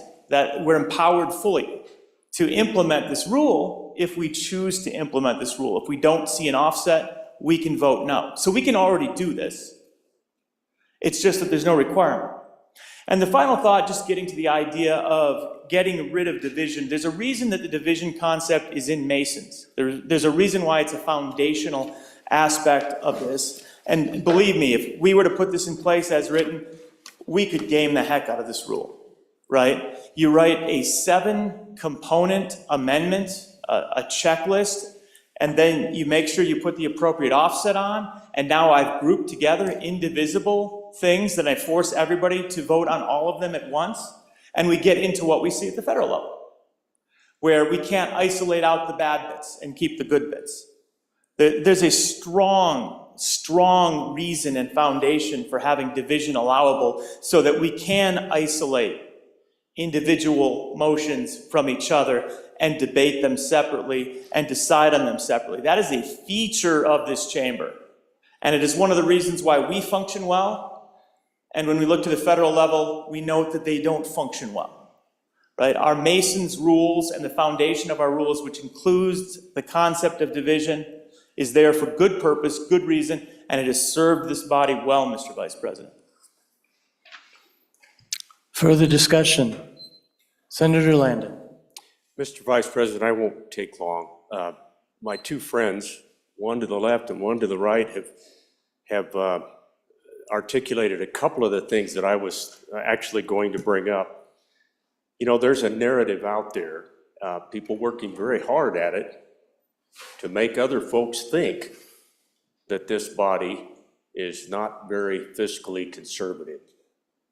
And I find that interesting. I've thought about it a lot these last few years.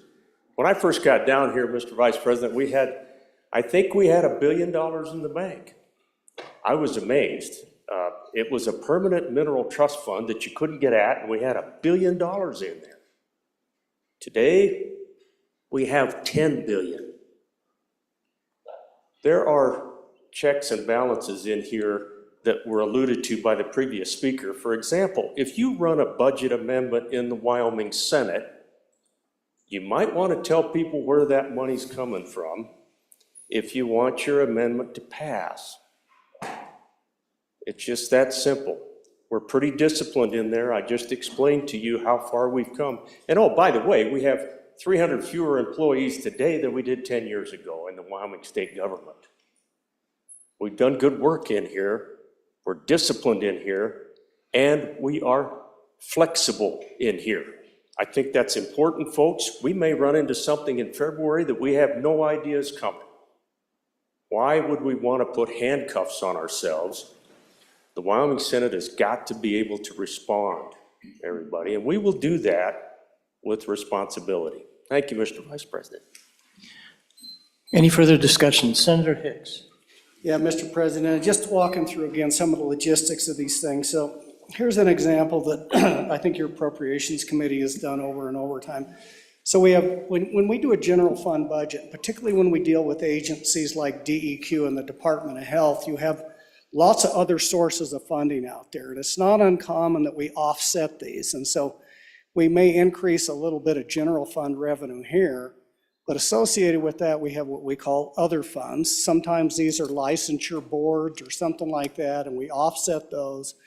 And I don't know how that would pertain in here, particularly where we have a lot of these shared positions that DEQ, federal funds, pays for a whole lot of those, Department of Health, federal funds. Those are all in that general fund appropriations, and we offset those periodically. We may increase general funds, and associated with that, we move another position to all federal funds. Under this scenario, it would preclude that option for that appropriations committee and then just members of the Senate to fully utilize those other funds, boards and commissions.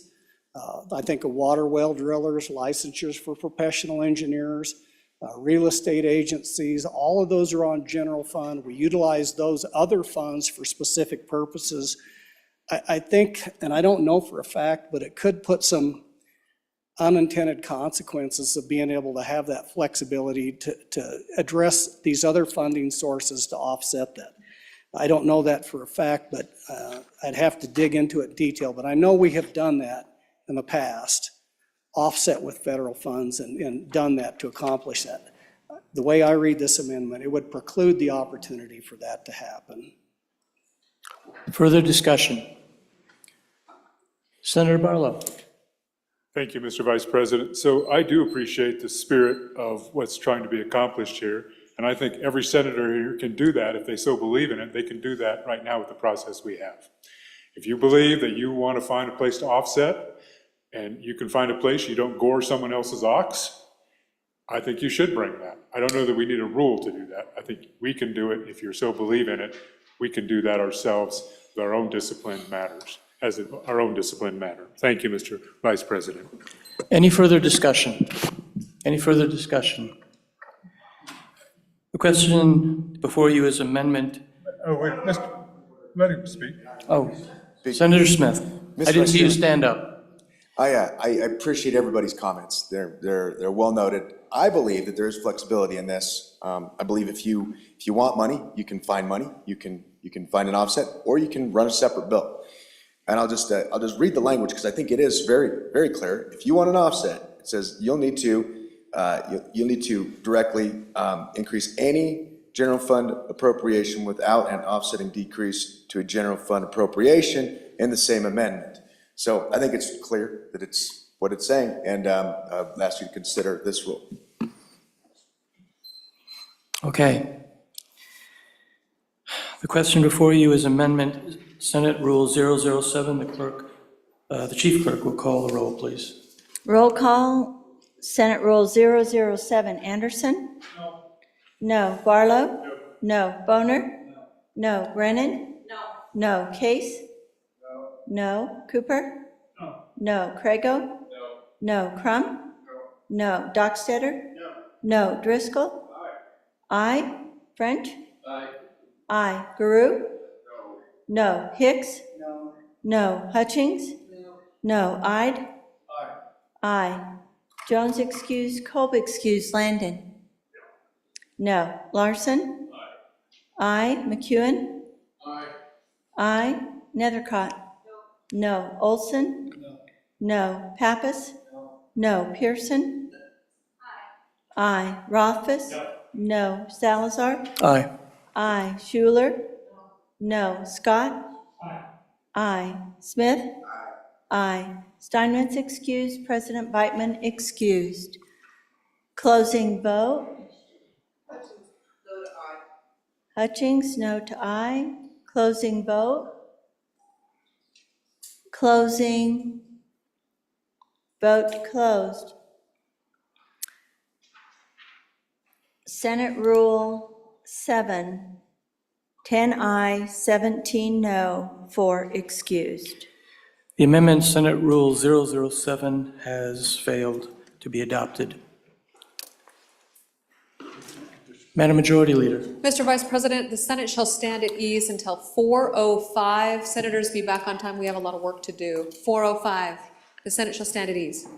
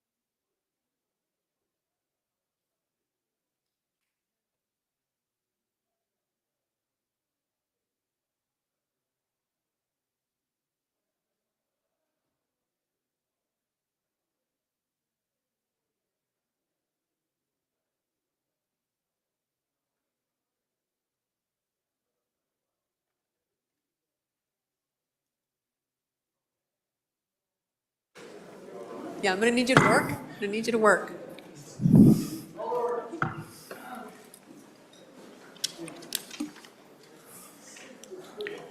Members of the Senate, we have before us the question of whether to make the temporary Senate and joint rules permanent Senate and joint rules as amended. The chief clerk will call the roll.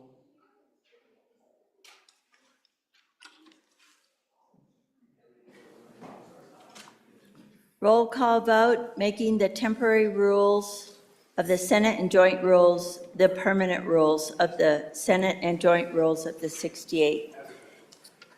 As amended. Anderson? Aye. Barlow? Aye. Boner? Aye. Brennan? Aye. Case? Cooper? Aye. Crago? Aye. Crum? Aye. Dockstetter? Aye. Driscoll? Aye. French? Aye. Guru? Aye. Hicks? Aye. Hutchings? Aye. Ide? Aye. Jones excused. Kolb excused. Landon? Aye. Larson? Aye. McEwen? Aye. Nethercott? Aye. Olson? Aye. Pappas? Aye. Pearson?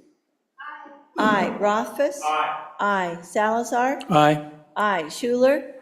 Aye. Scott? Aye. Smith? Aye. Case? Aye. Steinmetz excused. President Beitman excused. Closing vote. Closing. Vote closed on making the temporary rules as amended permanent. 27 aye, 4 excused. By your vote, the temporary Senate and joint rules have now become the permanent Senate and joint rules as amended. Messages from the House. From the House of Representatives, the following messages are dated January 20, 2025. Message number 106, House Bill number 147, Prohibition of Institutional Discrimination, passed the House on third reading in an amended form. Ayes 51, noes 8, excused 3. Message number 107, House Bill number 156, Proof of Voter Residency Registration Qualifications, passed the House on third reading. Ayes 51, noes 8, excused 3. Sincerely, Katie Talbot, House Chief Clerk. Reports from standing committees. The following reports are dated January 20, 2025. Committee number 4, Education, to whom was referred Senate File 90, Youth Organizations in Schools, respectfully report same back to the Senate with the recommendation that it do pass amended. Ayes Senators Brennan, Olson, Schuler, Scott. No, Senator Rothfuss. Senator Schuler, Chairman.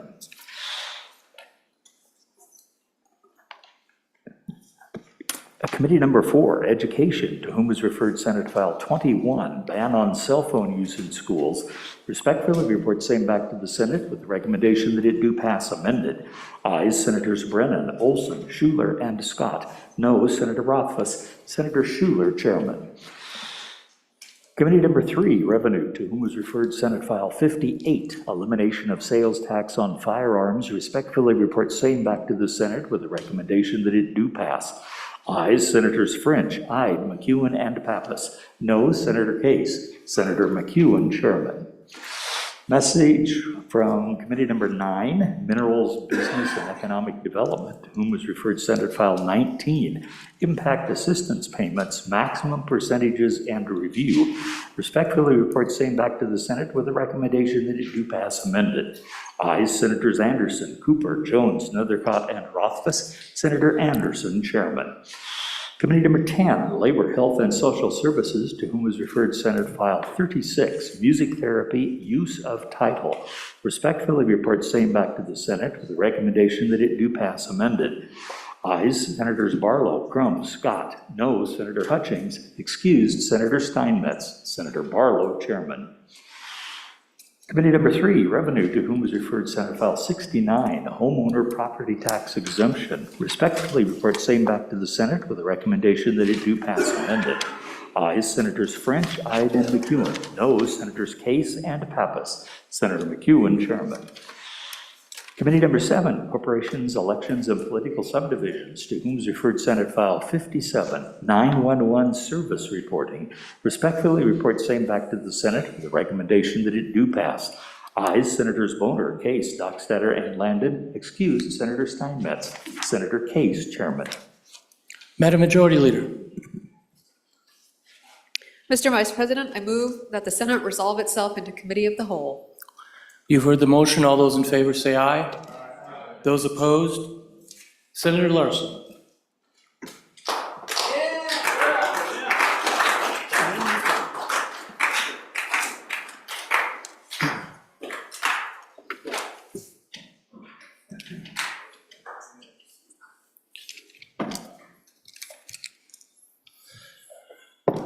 All right, your next bill for our consideration is Senate File 44. The reading clerk will read the bill, and he wants it. Senate File 44, Fairness in Sports Intercollegiate Athletics, an act relating to education sponsored by Senator Schuler, was referred to Committee number 4, which returned to committee recommendation that it do pass amended. Ayes, Senators Brennan, Olson, Scott, and Schuler. No, Senator Rothfuss. Senator Schuler, Chairman. You have heard the reading of the bill. Chairman Schuler. Thank you, Mr. Chairman.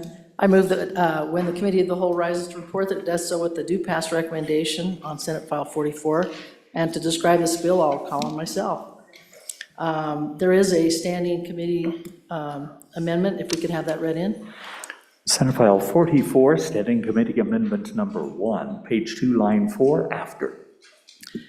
Thank you, Mr. Chairman. I would go ahead and just dispense with the standing committee amendment. So by moving standing committee number 1 to Senate File 44, and I ask for your favorable consideration, this is just one word. We're just putting in after any on page 2, line 4, the word intercollegiate. And it goes along again with the bill, and I don't know why it was left out. I don't know if it was my mistake or just what, but anyway, we can certainly have some discussion on it, but we're only focusing this bill on intercollegiate athletics. So if there's any questions I can answer on that, I'd be happy to do it. Is there any discussion on this amendment? Question being called on Senate File 44, Standing Committee Amendment number 1. All those in favor say aye. Aye. All opposed, no. Standing Committee Amendment has passed. Thank you, Mr. Chairman. So Senate File, I can't talk today, 44 is called Fairness in Sports Intercollegiate Athletics. A couple of years ago, we passed a bill that I sponsored to ban trans athletes from competing against biological female athletes, and it was only in grades 7 through 12 in Wyoming. There were some other states at that time that were passing similar legislation, and I had anticipated adding the collegiate athletes to that bill, but after talking with the University of Wyoming and some of the community colleges, they had asked me to wait and said, let's let the NCAA and the NJCAA take care of it. They will take care of it. They're going to take, some action. So I took it out of the bill, and we just went with the 7 through 12. Obviously, now we've had some issues with collegiate athletes, women athletes, having the same problems with trans athletes kind of jumping in there and taking positions from our females. So what I did is this bill is basically just a standalone bill. It's closely aligned with Texas. They kind of did the same thing. They passed a bill to take care of their middle school, high school, and then a couple years later, just like us, they passed a bill to go ahead and take care of their collegiate athletes. And so that's basically what this bill is. We know that there's still some issues at the collegiate level. Obviously, it made the news quite a bit this year with the situation with the Mountain West. The University of Wyoming and I think 4 other colleges forfeited some games due to a trans athlete that was competing from San Jose College. And so there are still we're dealing with some of the same issues that we did a couple of years ago. And it really comes down to fairness and safety. And you've all heard some of the reasons as to why they shouldn't be competing in the women's lane. I mean, we've had Title IX for 50-plus years. It's been working well. We need to make sure that we have a safe space for our female athletes, and we need to make sure that they're treated fairly and that the safety is always the number one thing.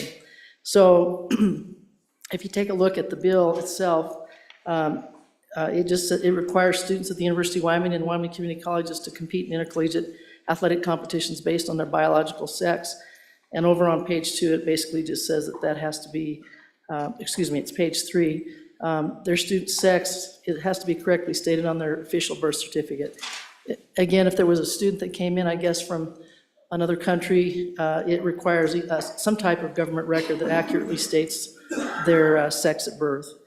And so really, that's the gist of it.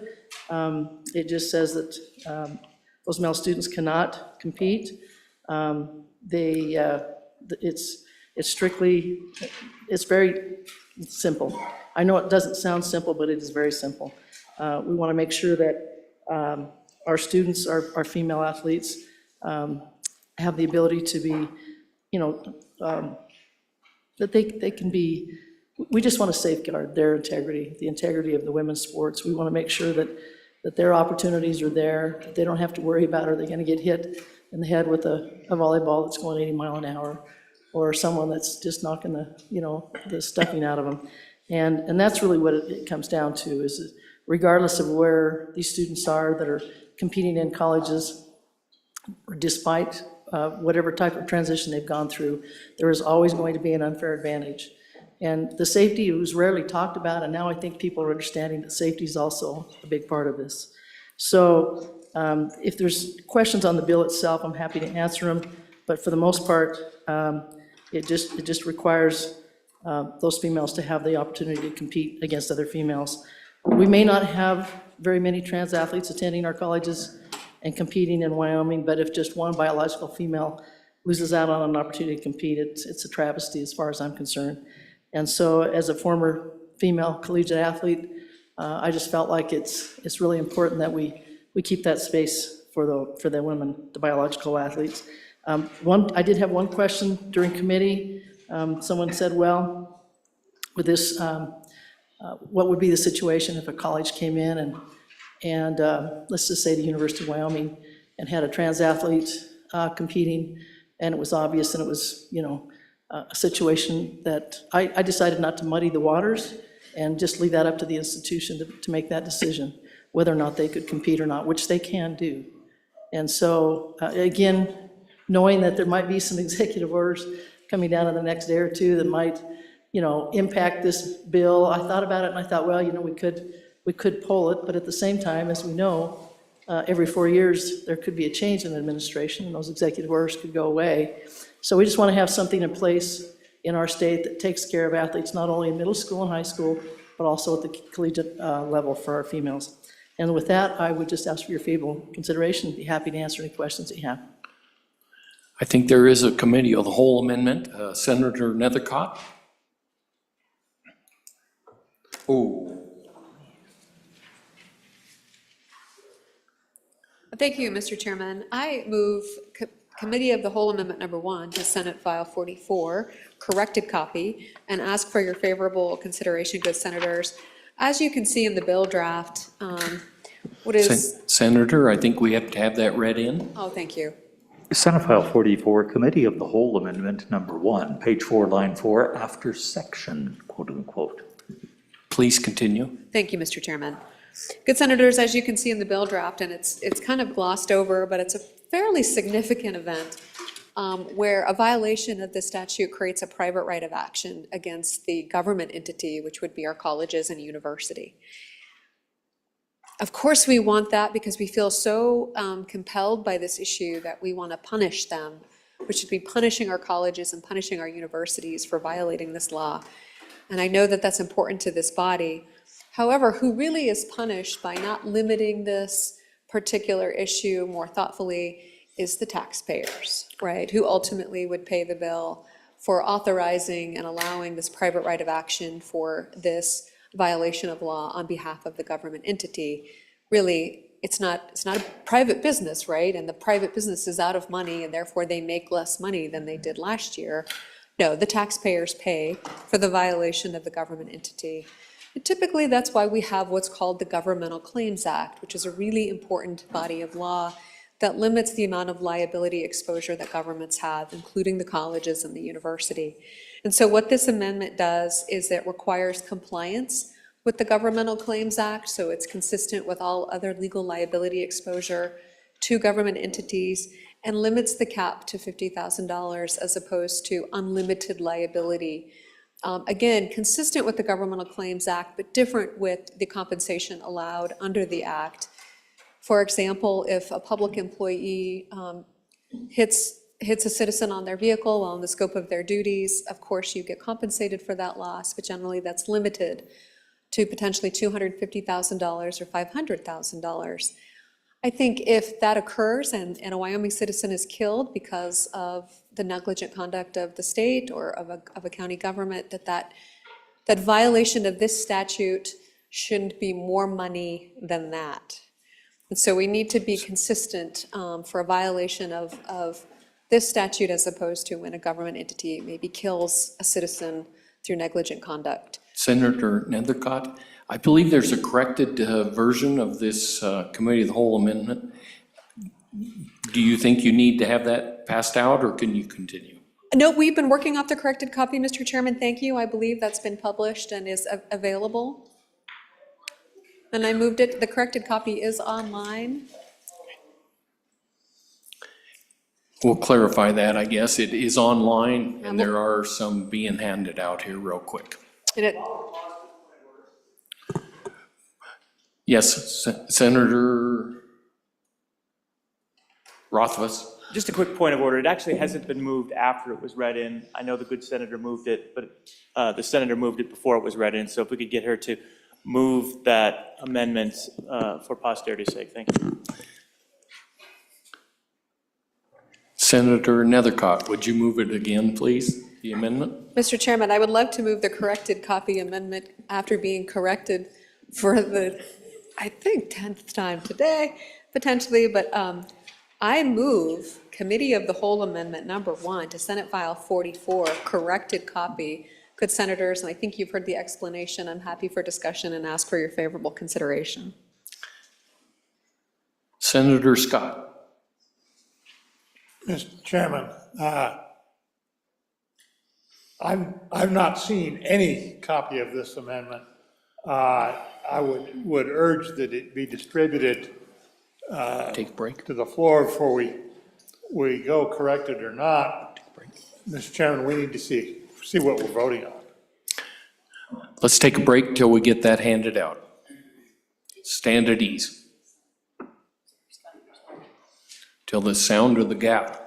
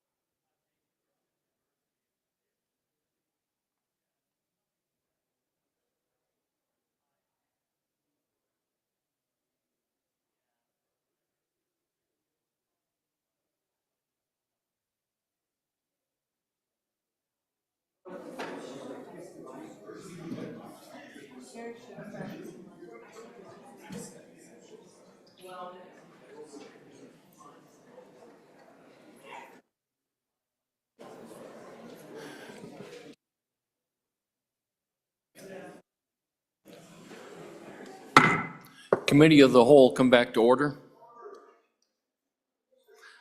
All right, I think we have the corrected copy for the amendment handed out. Are there any discussion on the amendment? Senator Hutchings. Mr. Chairman, a quick question on the 50,000. If I heard the bringer correctly, she said that you could go up to 200-something thousand. So I was just wondering why that was the cap. I like that this is in the bill, but just wondered about it when you think of a male and a female possibly playing a sport or engaging in it, and the male severely harms the female. 50,000 just doesn't seem like a lot, but I'm sure she'll answer the question. Any other discussion on the amendment? Senator Grew?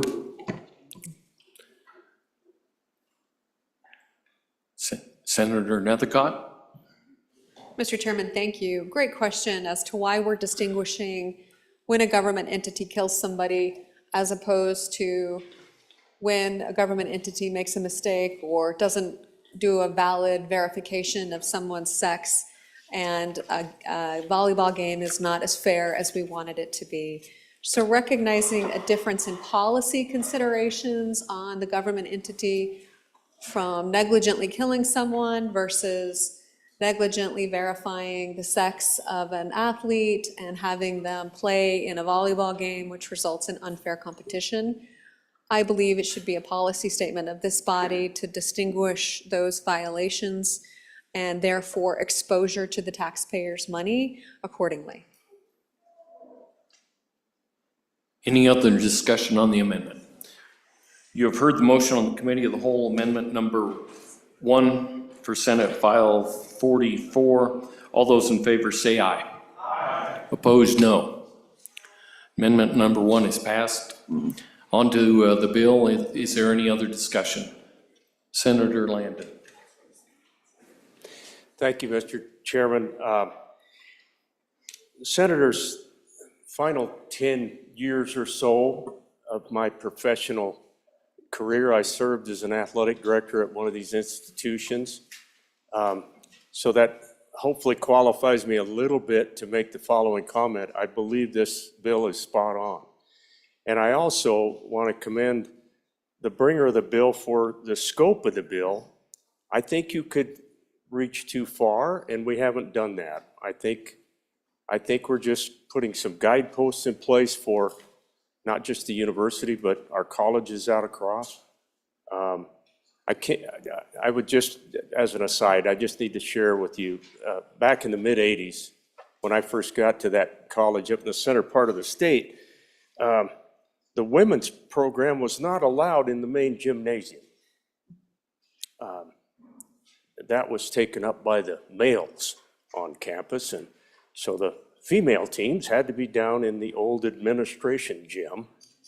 And shortly after the new athletic director, who happened to be female, took over, as the public relations director at that time, we put a little task force together, and we worked very hard for the next 4 or 5 years to get everything up to an even playing surface.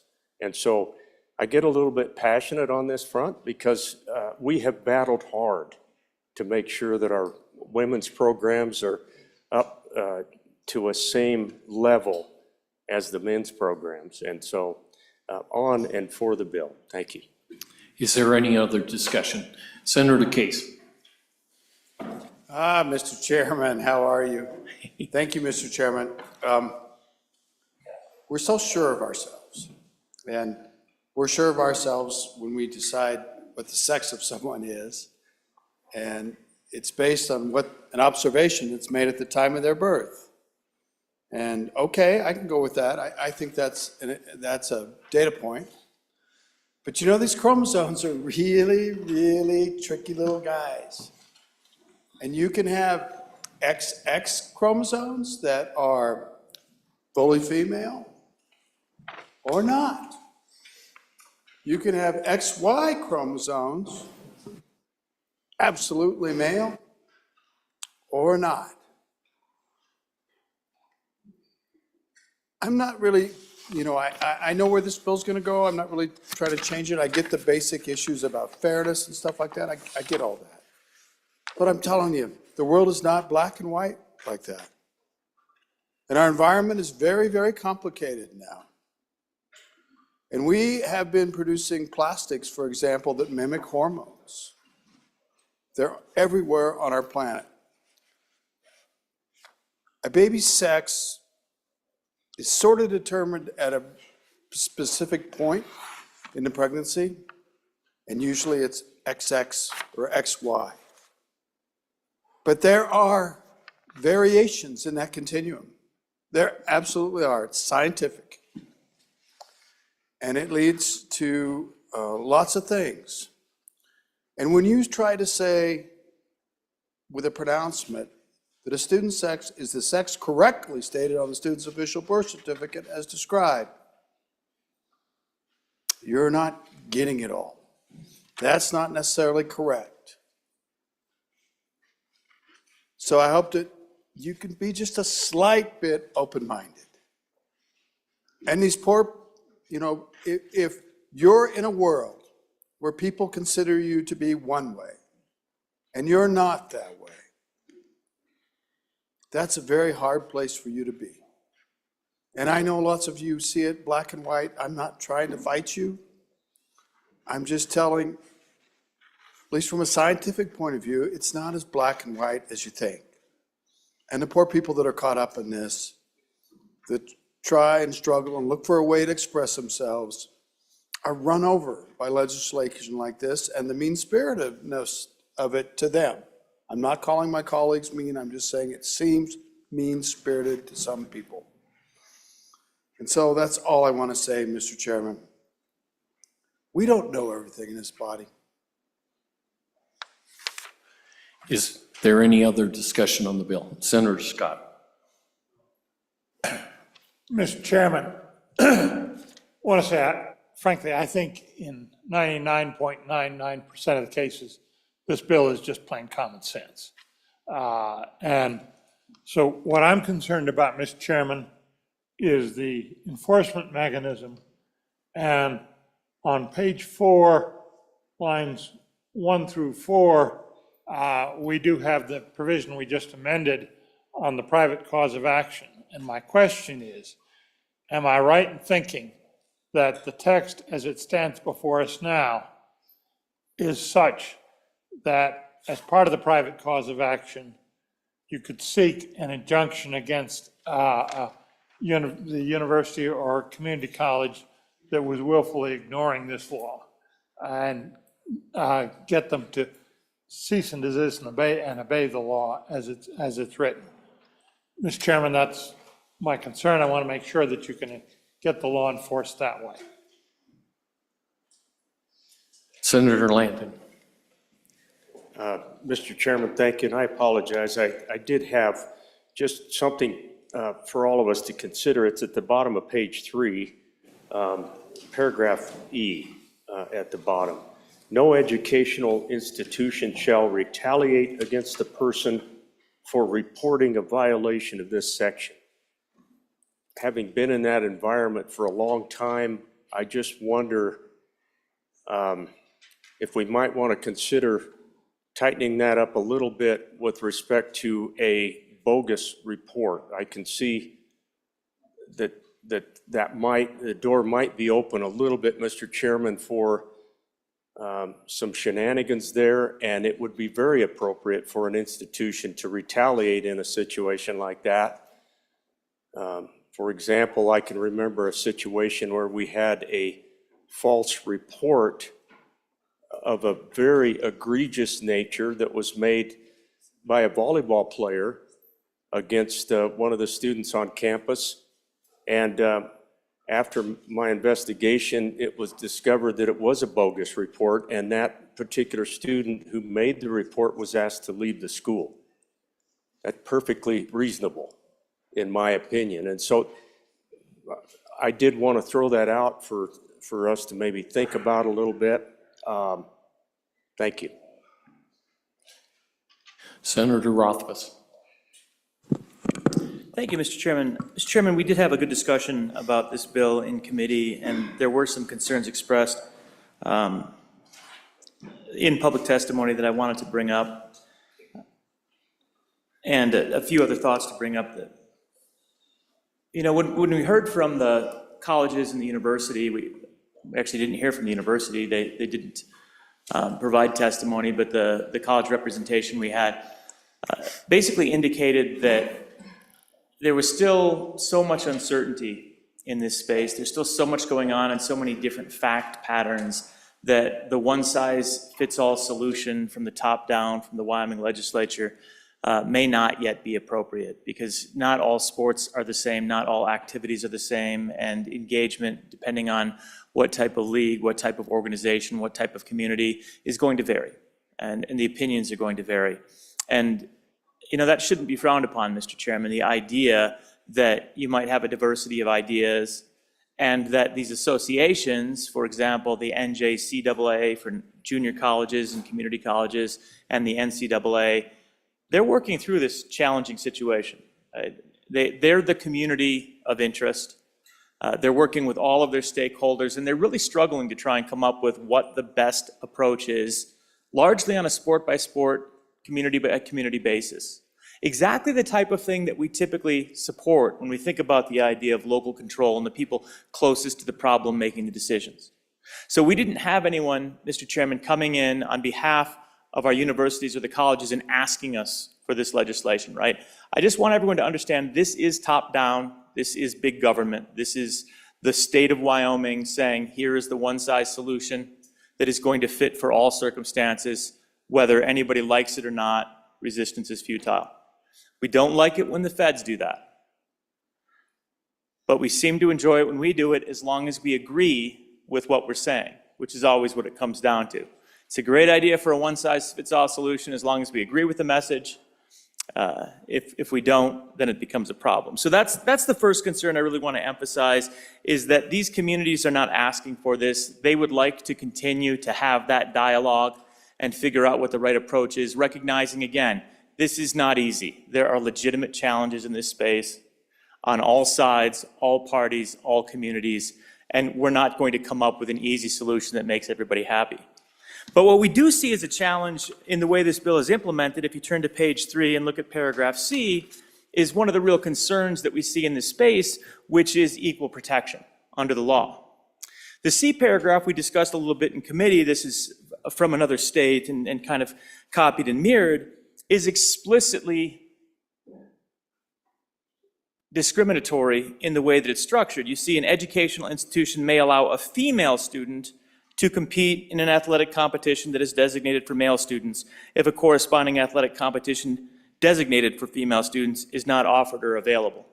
That becomes problematic because there is a specific sex bias in the language there.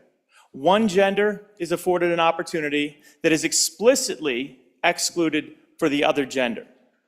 That's ripe for lawsuit. That's the kind of thing that does get you sued, and I'm not sure we can put the $50,000 cap on that one. I think that's going to federal law, going to some other claims, and so the cap on that is much bigger, right? We're going to be worried about that one if that goes through. There was some discussion about removing that, and that would certainly help, but there is intrinsic bias in that statement where you're saying, yes, we are willing to support a circumstance where a female player wants to play on the football team because there's no female football team, a biological female, but at the same time, a biological male would be unable to play on the women's soccer team at the University of Wyoming. You've created intrinsic sex bias, and that might be problematic. So that's one concern that we had some discussion over, and I think we need to contemplate that as well. And then the final concern I wanted to raise, Mr. Chairman, is thinking through the logistics of how we check this out, right? We have a circumstance where the key is, all right, I've got a birth certificate. And the birth certificate we're going to take as factual. But what this means then is that we have to have every female athlete, biological female athlete, or female athlete at the University of Wyoming and all the colleges submit their birth certificate to the university as some form of proof for this. And again, that's something we can certainly do. We make requests for documentation frequently, but every time we make these types of requests, we're invading privacy just a little bit more. And we do it a lot, right? We don't hold back. Whenever we want the documentation as the big government, Mr. Chairman, we make sure that they're forced to provide their documents. Where are your documents? And we get those. And yet, we come back into the chamber and we cheer for privacy, we cheer for freedom, but we insist upon the documents. And this is yet one more erosion of that circumstance, probably unnecessary, but we're making a trade-off here. We're trading that privacy right of these individuals who currently would not be compelled to provide that birth certificate information. At least we haven't gone down the road of mandating that they provide their genetic information. Haven't gone quite that far with this bill. But, you know, once we have a birth certificate that proves a little bit false, is that the next step? So, Mr. Chairman, I have concerns about this. This bill is unnecessary, even if the problem is a real one. Just because there's a problem doesn't mean we need a law. There are other institutions working on it, and we need to think, where is the decision best made? In this circumstance, I don't believe it's best made in this chamber. It's best made by the community that is experiencing these challenges, that care the most about it, know the most about it, and are directly engaged with all of the stakeholders. Thank you, Mr. Chairman. Is there any further discussion? Senator Olson. Thank you, Mr. Chairman. I just want to discuss a little more of this subsection C on page 3 and this notion of constitutionality, and push back a little bit to my friend from over the hill. The provision is essentially modeled after Title IX. Title IX, one of the things that it does very specifically is allow female participation in male sports. That's been a provision of law in the United States for decades. It has not been found unconstitutional. So I think the committee took some comfort in passing this legislation and specifically subsection C, knowing the constitutionality of it would probably be upheld. So I just want to push back a little on that notion and help the body to navigate through the rest of the legislation. Thank you, Mr. Chairman. Senator Hutchings. Chair, I would like to comment on section C as well. Can you please move your mic closer? Oh, move closer for you? All right.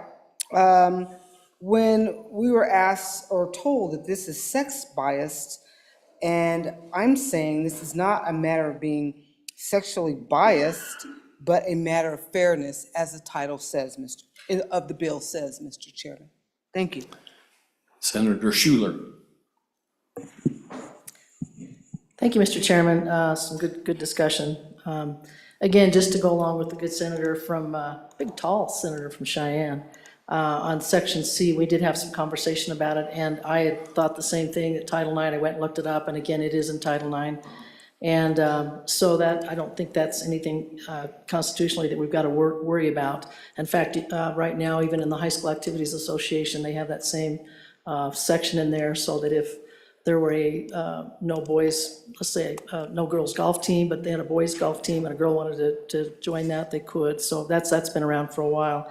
In terms of the University of Wyoming having to check birth certificates, I don't see that as being an issue. I've visited with the University of Wyoming at pretty good length on a couple times with this bill.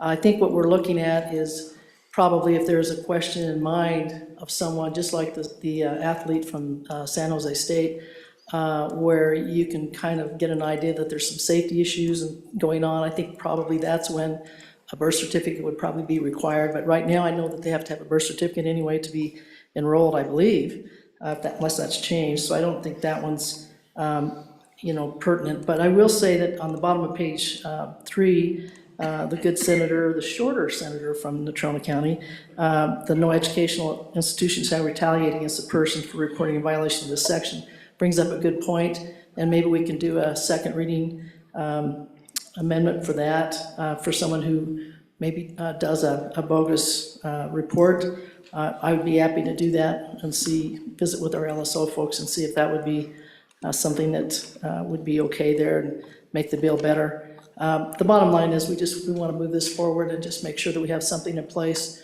so that our female athletes at the University of Wyoming and all the junior colleges are taken care of and treated fairly and equally. And as I said before, Title IX has been so great for 50-plus years, and there's just no sense of us taking a step or two backwards because of a very small population. But like I said, even if it's just one or two or a handful, as we found out with our high school activities legislation, it still matters. And so I would hope that I've answered your questions and be happy to answer any others. Well, I guess I can't now, can I?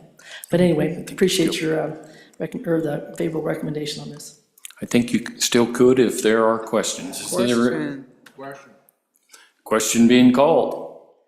All those in favor of Chairman Schuler's motion that when the committee of the whole rises to report, it do so with the recommendation that Senate file number 44 do pass, please say aye.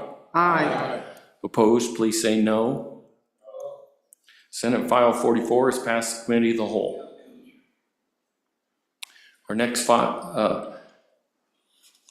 bill for our consideration is Senate file 53. The reading clerk will read the bill.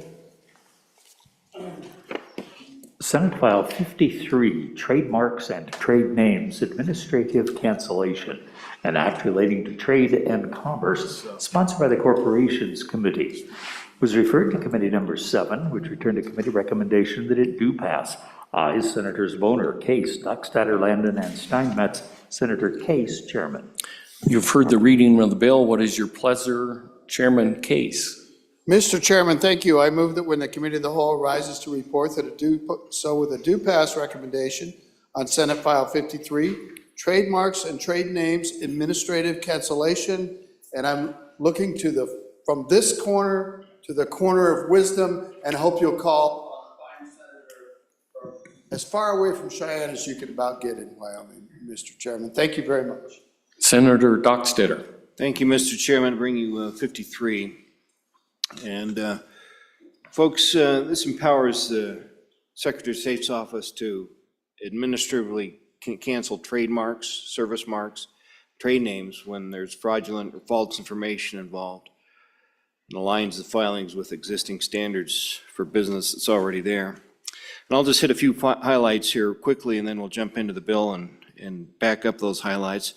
This allows administrative cancellation, involves fraudulent and false information, getting that notified. And then it requires a written notice that's taken care of through certified mail, provides a 60-day response for the registrant to be notified, establishes the right to appeal cancellations through district court within 30 days, and the judicial decisions are allowed to go through the civil proceedings just like anything else. So page 1 of the bill hits the main points: cancel the trademarks, service marks, and trade names as specified, and then right to appeal administrative cancellations. Section 1 mirrors the dissolution process and allows for the new cancellation. Page 2, just the highlights.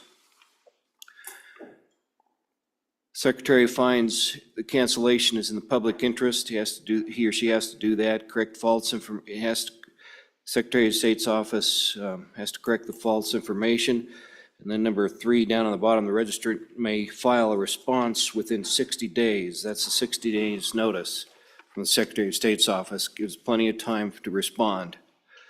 Then page 3, the registrant may appeal the cancellation to a district court. That's the process of appeal. Page 4, Secretary finds that it's all in the public interest to do this. Secretary of State's office determines grounds for cancellation, and the registrant may file a response within 60 days. We can repeat that again. Registration may appeal the cancellation to a district court. That's the right to appeal 30 days after written notice, and that's sent by registered mail. And then, of course, the fiscal note is that it's too difficult to determine now how many cases would be involved, so at this point there is no exact figure. Members of the Senate, this bill authorizes the Secretary of State to administratively cancel the trademarks, service marks, and trade names under specified conditions. including the provisions of fraudulent or false information. It outlines the notification process, appeals process, and the judicial review.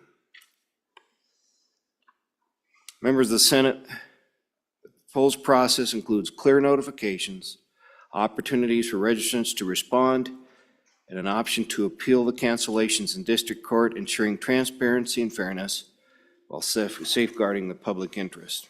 Ask for your support. Is there any further discussion? Senator Ide. Thank you, Mr. Chairman. Kind of like this bill, but one part I don't like about it is the unilateral undue authority to one state official. It seems like that could cause nothing against the Secretary of State, obviously. I like Chuck Gray, but it seems like that's a lot of power to, reject a patent. And I don't know if there's a way to perfect on that language in the bill or not, but that's my concern. Thank you, Mr. Chairman. Any other discussion? Senator Rothfuss. Thank you, Mr. Chairman. I share the same concerns as the good senator from Natrona County. The intent of this bill, I think, is a good intent to ensure that the Secretary has sufficient power to terminate filings that relate to falsified information or materials or false filings. But wow, this is a significant potential unilateral penalty where the recourse is to take it to court, which could be very expensive. So if you disagree, you effectively have to prove in court that your material was accurate instead of the state proving that your material was inaccurate. That's a brutal burden on individuals where you can imagine if you paid all of $100 or something for the filing and then it's deemed insufficient, or somehow there was fraudulent materials in the beginning, which could just end up having been an accident, right? You filed misinformation effectively, want the opportunity to correct that, but it's deemed a false filing and is slated for termination. You then have to take it and spend probably thousands of dollars to protect something which is rightfully yours without necessarily having the due process against it. So I have concerns about the process here. And again, it mirrors some of the challenges we had where we have false filings in corporations. We understand that. We understand that those entities are irresponsive and basically are entirely out of compliance, foreign entities that are providing the filings. And we understand why those have been structured the way they have. But on this, maybe a little more discussion about the due process that's put in place and why the burden ends up on the individual to prove the legitimacy rather than the state to prove the illegitimacy of it, which seems like that's the appropriate onus. If they're entirely unresponsive, you can imagine that it's reasonable to terminate for administrative purposes, which would take care probably of at least 90% of the false challenges. But can we have more discussion on kind of that process and whether this is an appropriate balance between our individual Wyoming citizens' rights and the state's power? Is there any further discussion? Senator Dockstader. Conversation. This is the office that we address it through. We caution about using proper names, but this is the office that takes care of it. This is the office that's brought up because we do have situations where there's fraudulent or false information. This allows us to bring some consistency to the state's handling of these business filings. This addresses a problem that's out there. I think the concerns of my latest colleague speaking are it's not about that which is running smoothly. It's about those cases where there's false and fraudulent information. This gives the office an opportunity to get it corrected. I wouldn't hesitate at all to make sure that we use our process. They get to have a fair hearing. And I don't worry that it's going to be some dramatic case where we're spending a lot of money out of our pocket. This simply takes care of those who are not using the system properly, and it gives us a way as a state to address it. Senator Case. Thanks, Mr. Chairman. I certainly appreciate it. I think that's spot on. I think we have to think about both sides of this, okay? Imagine you are a legitimate Wyoming company and you have a trademark, and you're doing business, and someone files infringement to your trademark, registered something exactly the same. They might be called, I have a company, well, let's just say we have a company called ABC Company, all right? And someone files the same thing, has the same trademark, it's registered, very deceptive. They're going after your customers. They're ruining your name, your reputation. What can you do? You have to go to court in a long trademark battle to prove up what your thing. You've been doing business in Wyoming for years. Think about that.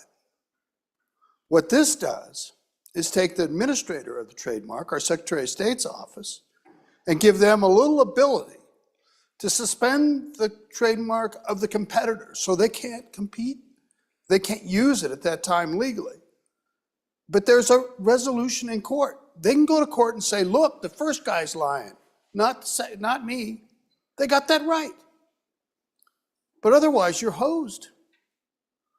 You have to go to court to prove that your trademark is legitimate. Look at these things.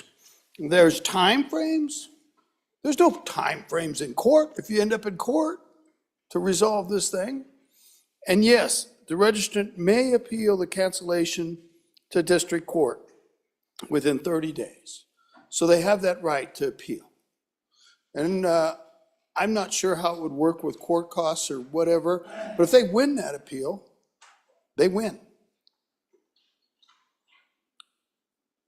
But most of them aren't going to go to court because they know what they're doing. They're stealing your property by providing something similar so that they can steal from our Wyoming companies. That's why we're doing this. It's a good bill, and I hope you'll support it. Is there any further discussion on the bill? If not, are you ready for the question? Question being called. All those in favor of Chairman Case's motion that when the Committee of the Whole rises to report it, do so with recommendation that Senate File number 53 do pass, please say aye. Aye. Opposed? No. Senate File 53 has passed Committee of the Whole. We are She's getting up. on to the next bill. The next bill for our consideration is Senate File 38. The reading clerk will read the bill. Senate File 38, Performance Compensation Investment Performance Amendment, an act relating to the administration of government sponsored by the Appropriations Committee. Was referred to Committee Number 2, which returned to committee recommendation that it do pass. Ayes, Senators Driscoll, Carew, Larson, Salazar, and Smith. Senator Salazar, Chairman. You've heard the reading of the bill. What is your pleasure, Chairman Salazar? Mr. Chairman, I move that when the Committee of the Whole rises to report it, do so with the recommendation that Senate File 38 do pass, and to discuss this good bill will be the good senator from Teton County. Senator Carew. Thank you, Mr. Chairman. And knowing that I'm standing between you and dinner, I will be brief. Over across the way in the big building across the way, we've got a terrific fellow there who runs the money department. And they have a group of people there that invest our permanent mineral trust fund for us. They are what we call the masters of the universe. They invest our money. They have made, when I started in this body, we had $18 billion in our permanent mineral trust funds under investment vehicles. Today it's grown, it passed 30 billion in August. These people get paid on performance compensation. And in a lot of states, the highest paid person's a football coach. Well, a couple of these fellows make a pretty fair chunk of money. But they do so because they make us money. And they work right here, and they work right here in Wyoming. We don't send millions and millions of dollars across the country to investment houses. We spend it right here, and we make it right here. What this bill, Senate File 38, does is just adjust their performance pay matrix. In your inbox, and I'm sorry because this came out, I think yesterday or Friday, and it may have gotten buried a little bit. It's from my good colleague from Bags. It says Senate File 38.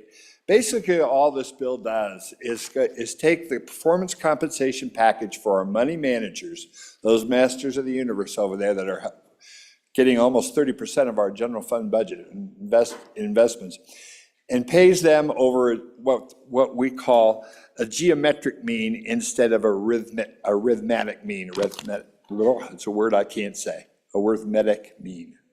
Well, arithmetic mean. Okay. Read this document. It'll tell you all about it. Instead of doing a one-year aggregate to do it, this does a 3-year rolling average, basically, to adjust how that pay compensation goes. It's a more fair system. It doesn't, in a one-year system, you rely on fluctuations of the market in real time. This way, it spreads it out. So sometimes when the market goes up, sometimes the market goes down. This gives them a base pay average. This has been a project that we've worked on for a number of years to try to make our investment team the best, one of the best in the country, and we've done so. This makes it just a little bit better. I'd be glad to stand for questions, but urge your support on Senate File 38. Is there any further discussion on this bill? If not, are you ready for the question? Ooh, there we go. Senator Crum. Yeah, question, Mr. Chair. What happens over a period of time if they underperform the averages? Is there adjustment the other way too to their salary or commissions? Senator Grew. Yeah, Mr. Chairman, that's a great question, and that's the beauty of this system is it lets that play out. So in your scenario, yes, if they had, because of say a change in administration or something happened where the market started to tank at the end of the year after a big raise, they would lose a significant amount of money just because of an outlier event. Where with a 3-year rolling average, Mr. Chairman, we would be able then to even that out. But yes, is the short answer to the question. When we lose, they lose. When we win, they win. But this way, it just evens it out. Is there any other discussion? Senator Hicks. Yeah, Mr. Chairman, just to add on to that performance compensation payment is only derived if they beat the benchmark. So under the scenario, if they don't beat the benchmark and you run the geometric average, they get nothing. There is no performance compensation if they don't meet those benchmarks. Senator Crum. Kind of back to that question, and so they win if we win, but they don't lose if we lose, right? They just, there's no penalty to them, they just stay flat. Is that what I'm understanding? There's no loss to them. Is there any other discussion? If not, are you ready for the question? Question being called. All those in favor of Chairman Salazar's motion that when the Committee of the Whole rises to report it, do so with the recommendation that Senate File 38 do pass, please say aye. Aye. Those opposed say no. No. Senate File 38 has passed the Committee of the Whole.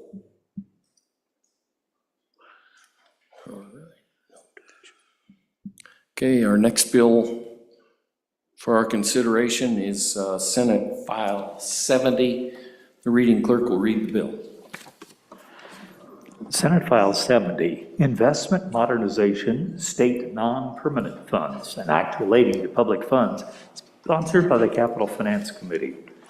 It was referred to Committee Number 2, which returned a committee recommendation that it do pass. Ayes, Senators Driscoll, Grew, Larson, Salazar, and Smith. Senator Salazar, Chairman. You've heard the reading of the bill. What is your pleasure, Chairman Salazar? Mr. Chairman, I move that when the Committee of the Whole rises to report it, do so with the recommendation that Senate File 70 do pass, and to explain this will be the good senator from Senate District 11. Senator Hicks. Mr. Chairman, just a real brief background. This is a continuation of the work that we started 3 years ago in the legislature to try to increase our investment returns. I would just tell you, as my colleague from Teton County, right now, the third highest source of revenue that comes into the state of Wyoming for expenditures is investment returns. It'll count from any year from a 20 to a 35% if we look at the available money. It's the one area that we tend to see to continue to grow. What this does is not deal with those permanent constitutional funds. This deals with some of those statutory funds.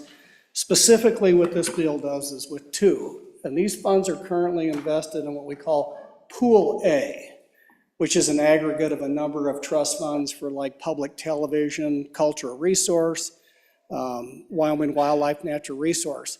The reason we're bringing this bill is the same thing that we did 2 or 3 years ago, was to try to increase those investment returns, is to move these into an account where the state treasurer's office now has an opportunity to pursue a higher rate of return.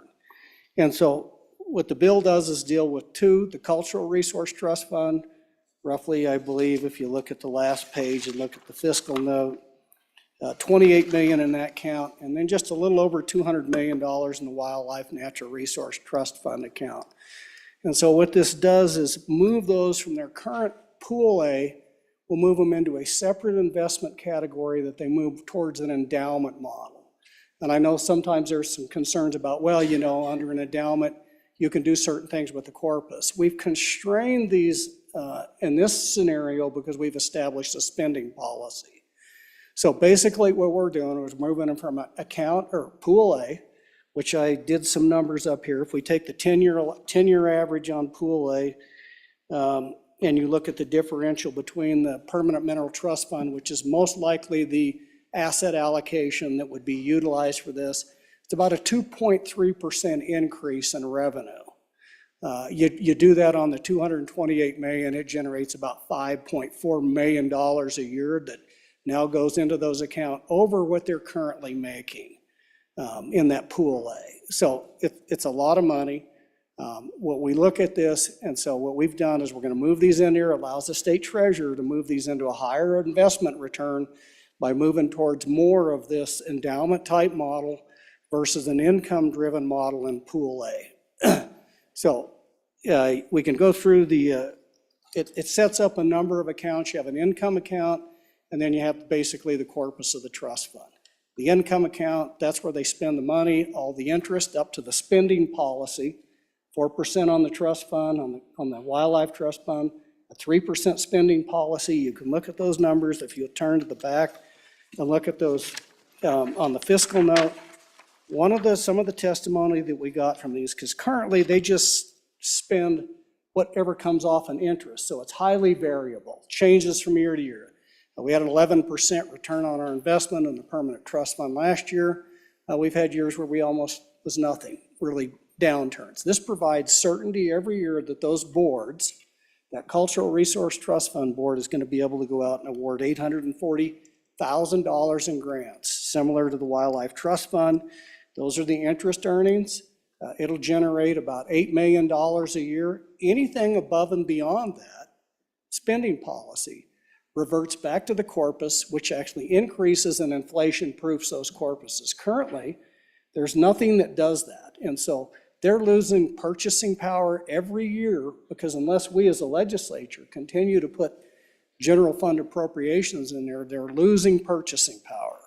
So this inflation-proofs the corpus, provides them a reliable source of granting so they can look out in the future, look at their obligations and their applications and try to meet those obligations. And at the end of the day, it just is trying to increase the amount of revenue off investment earnings for those beneficiaries. I'd stand for any questions. Is there any discussion on the bill? If not, are you ready for the question? I guess the question's being called. Nobody wants to say it. All those in favor of Chairman Salzar's motion that when the Committee of the Whole rises to report, it do so with recommendation that Senate File number 70 do pass, please say aye. Aye. Opposed, say no. Senate File 70 has passed the Committee of the Whole. Our next Bill for your consideration is Senate File 33. The reading clerk will read the bill. Senate File 33, Non-Citizen Driver's License and ID Card Revisions, an act relating to motor vehicles sponsored by the Transportation Committee.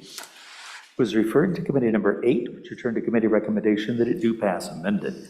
Ayes, Senators Anderson, Brennan, Cooper, Kolb, and Pappas. Senator Pappas, Chairman. You've heard the reading of the bill. What is your pleasure, Chairman Pappas? Thank you, Mr. Chairman. I move that one of the Committee of the Whole rise to report, that it do so with a favorable recommendation on Senate File 33.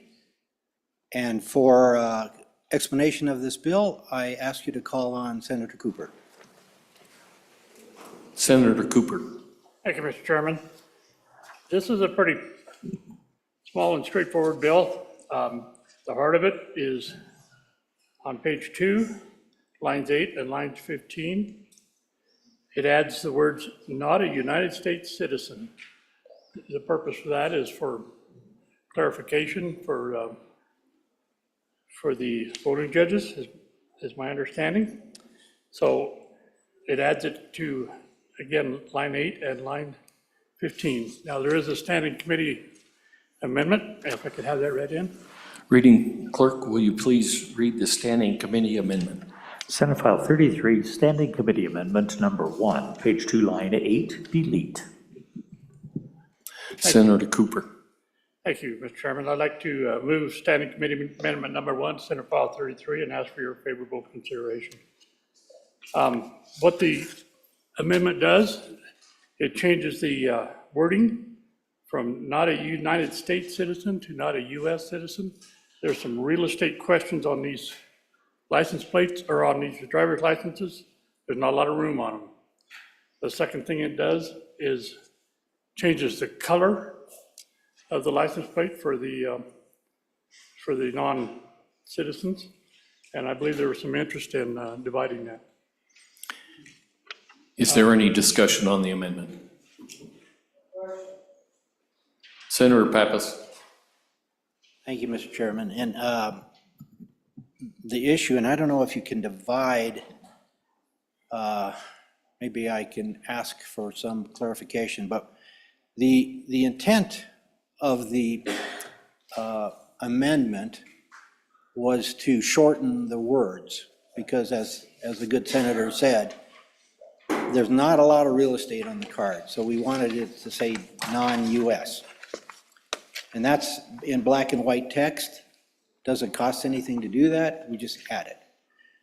However, there was this amendment also made the color different on the banner. If you look at your license plate, or your driver's license, your banner is blue up in the upper left-hand corner, if you're a driver's license. There's another color out there, red, and that's for ID cards when you can't drive. And I believe they use red for some other special reasons as well. This seeks to create another color for the non-voter. Anybody who's either a permanent or temporary resident, that would change the color. My big issue with that is in testimony, we were told it's going to cost us $250,000 to do that. And we're talking for about 9,000 cardholders out of roughly 462,000 driver's license. There's just under 6,000 or just under 7,000 permanent residents, but non-US. And on the ID card side, there's about 25,500 ID cards out there. And there's just right around 3,000 of those that are temporary citizens. So roughly 9,000 cards out of 488,000 cards.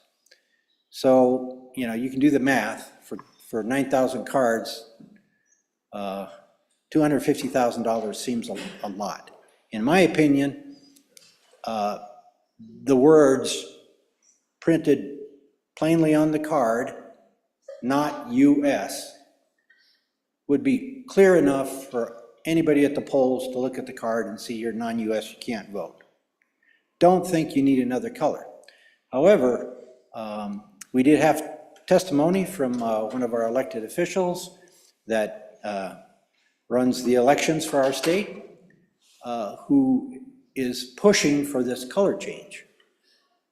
If we do pass this bill as it is, or this amendment as it is, it has the color change. And you will see that I will have an amendment to create an appropriation for it.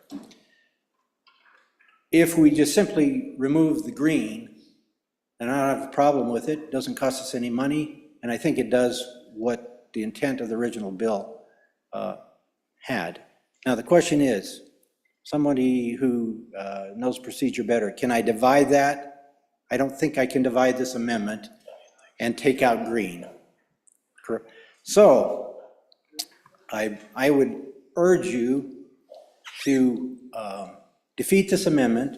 I will bring back a second reading amendment putting the words non-US back in, and it would be only black, which would cost us nothing. Is there any other? I stand for questions. Is there any other discussion on this amendment? Senator Anderson. Mr. Chairman, I agree with the previous speaker, but the testimony was not US, not non-US. So we've got to make that NOT US. I question why we can't divide this and eliminate the green. I move to divide it.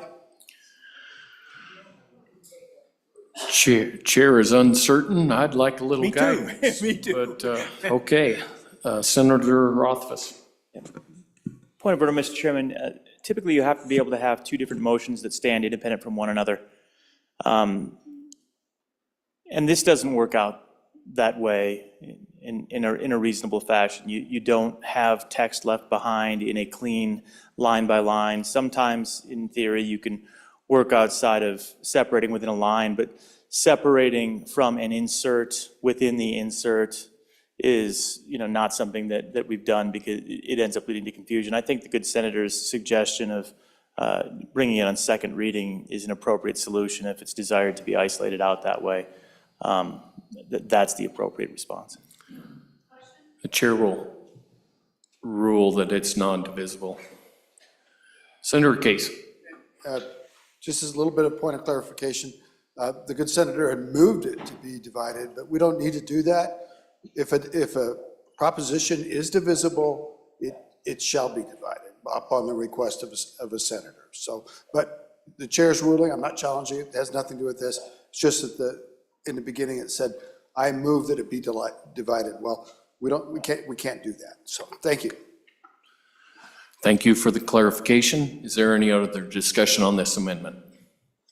Hearing none, you have heard the motion of the Standing Committee Amendment Number 1 to Senate File 33. Are you ready? Oh, all those in favor say aye. All those opposed say no. The amendment has failed. We are back on the bill. Is there any discussion? Senator Pappas. Mr. Chairman, there is a Committee of the Whole Amendment Number 1, and I withdraw that at this time. Reading clerk, please read in the Committee of the Whole Amendment Number 1. Oh, we withdrew it. I wasn't listening. Well, I think we still have to do it. Okay. Senate File 33, Committee of the Whole Amendment Number 1, page 1, line 5, after. Senator Pappas. Thank you, Mr. Chairman. I wish to withdraw this amendment at this time. The amendment has been withdrawn. Barring objection. Barring objection. All right, amendment has been withdrawn. Is there any other discussion on the bill? Senator Case. Thank you, Mr. Chairman. I'm just wondering, could we get a description of the problem that this bill is trying to decide to solve, and what problems have there been in Wyoming by folks that are not citizens of the United States or trying to vote in our elections in Wyoming? Can anyone name a single instance of that happening? Senator Rothfuss. Thank you, Mr. Chairman. And following up on that, licenses are used for a variety of things and probably shouldn't be. They're used more often than they should be, but they do serve as an identification. So when you're disclosing a driver's license to somebody, you might do it if you're required to if you're buying alcohol, as an example, or if you're providing proof of identity in many other circumstances. So to be clear, you're adding additional detailed information to the license that may not be the business of the individual that you're exposing it to. Again, you're getting back to privacy rights of individuals. So I do understand probably the narrow intent that this is trying to address, but are we certain that this is a necessary requirement to add, not a U.S. citizen or not U.S. or whatever the case is as part of a commonly used identification instrument when, their citizenship status in many, many, many circumstances when they'd be presenting their driver's license is not necessarily the business of the individual that they're handing that to. And we need to be thoughtful of what we include in a driver's license, whether it's always relevant when an identification is being used. Was there discussion of that? Senator Pappas. To my recollection, there was no discussion about how many people have been caught trying to vote in our elections that were not U.S. citizens. And the ones that were caught, there were a few. I think you can count them on one hand. But those folks were caught. The system worked as it was now. So frankly, personally, I don't think we have a problem. I believe that our elections are safe, but there are folks out there who believe that by putting these words on the license, we can assure ourselves that we won't have a problem in the future, even if we don't have a problem now. I'm not sure that answers the question, but. Is there any other? Senator Landon. Real quickly, having spent time with the good chairman on that committee, just an elementary question of, do we have room on those licenses for what we're trying to do here? We've already got 10 pounds in a 5-pound bag there. I'm just curious if there was any conversation about where are we going to put this? Thank you. Senator Pappas. Mr. Chairman, yes, we did discuss the real estate on the card. Driver Services did show us locations where it's possible. Right above, right in the center,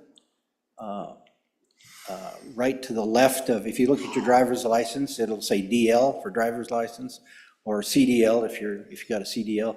Right to the left of that, there's a little bit of real estate. There's also real estate on the back of the card that we could put it. The intent of the amendment is to make it smaller instead of those long words spelled out. And because we're cognizant that down the line, we may need to put something on there in the future. And once the real estate is taken up, it's really difficult to move things around and change things. So there is a little bit of real estate, not a lot. Senator Case. Mr. Chairman, if you'll indulge me, I'd like to say a little bit how this process works.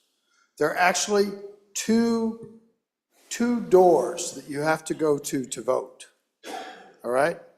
The first door is you have to get registered to vote. and you do that in advance of the election, and you get your name, you prove that you are entitled to vote, and you get your name on that list. That's door number one. Door number two is when you actually go to the polls on election day, and you are required to show that you're the person that's on that list. You don't have to establish citizenship for door number two. You just have to prove that I'm Cale Case, that's Cale Case on the list when they came through door number one. But if you look at what's required under door number one, that's a different kettle of fish. And Mr. Chairman, that one is a person may register to vote not less than 14 days before an election who satisfies the following conditions. Number one, I guess you have to be a he. No, I think that's just, he is a citizen of the United States. They have to find that and prove it. He will be at least 18 years of old, bona fide resident of Wyoming, not currently adjudicated, not a convicted felon, on and on and on. That gets you on the list. And that's what you do in door number one. I don't see how this is going to help door number one. And when you come to door number two, they're not asking if you're a citizen. That's when you get in line at the polls and they say, hey, show me your ID, so they can look you up on the list. They look at your residence, they look at the list, they match them up. And the reason they know you're a citizen is because you went through door number one and they had to prove you're a citizen. I don't think we need this. Any other discussion on the bill? Senator Hyde. Thank you, Mr. Chairman. From the good senator from Fremont County, I think that the point I took away was that would keep them from going through door number one. Thank you, Mr. Chairman. Is there any other discussion? Senator Rothfuss.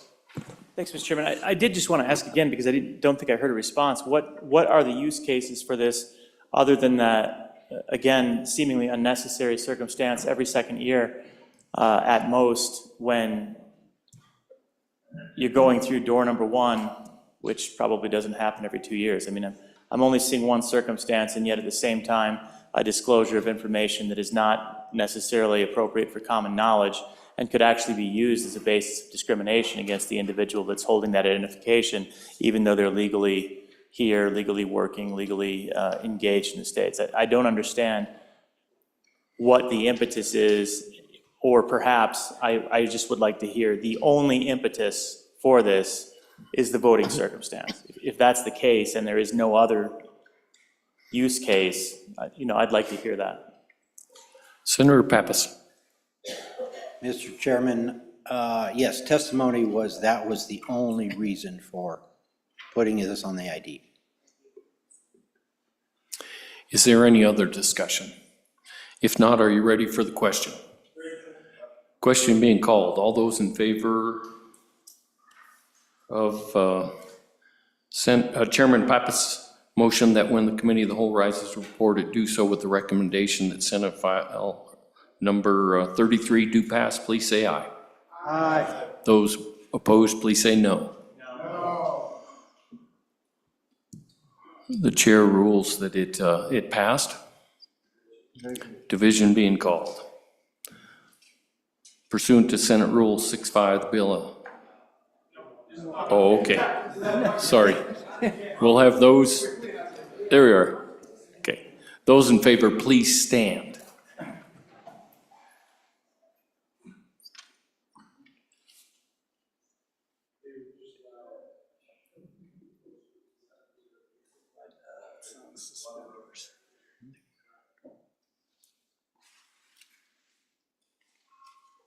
Those opposed, please stand.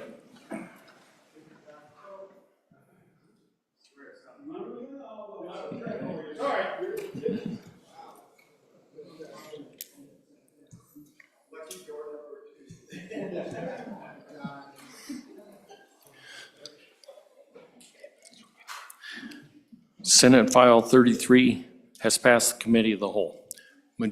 Majority Floor Leader. Mr. Chairman, I move that the Committee of the Whole rise and report. You've heard the motion. All those in favor, say aye. Aye. Opposed, no. The motion carries.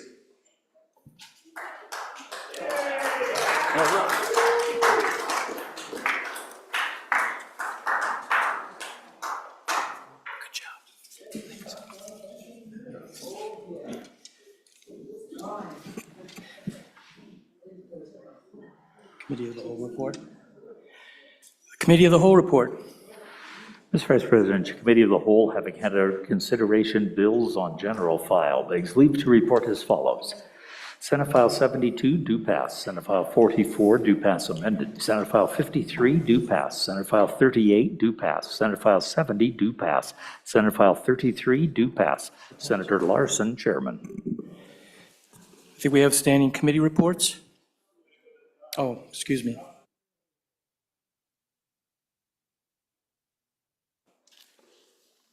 Senator Larson. Mr. Vice President, thank you. I move the adoption of the Committee of the Whole report. You've heard the motion. All those in favor say aye. Aye. Opposed?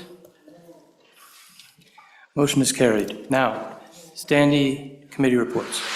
The following committee reports are dated January 20, 2025. Committee number 2, Appropriations, to whom is referred Senate File 14, Wyoming Imagination Library Program, respectfully report same back to the Senate with a recommendation that it do pass.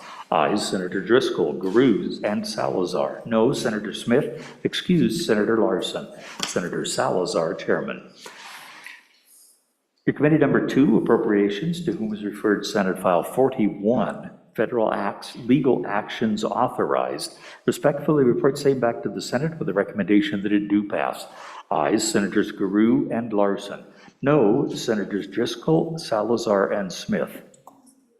I beg your pardon, correction. Senate File 41, Federal Acts, Legal Action Authorized, respectfully report same back to the Senate with a recommendation that it do pass, failed. Ayes, Senator Guru and Larson. No, Senators Driscoll, Salazar, and Smith. Senator Salazar, Chairman. Committee number 2, Appropriations, to whom is referred Senate File 81, Tax Exemption, Property Owned by the State, respectfully report same back to the Senate with a recommendation that it do pass.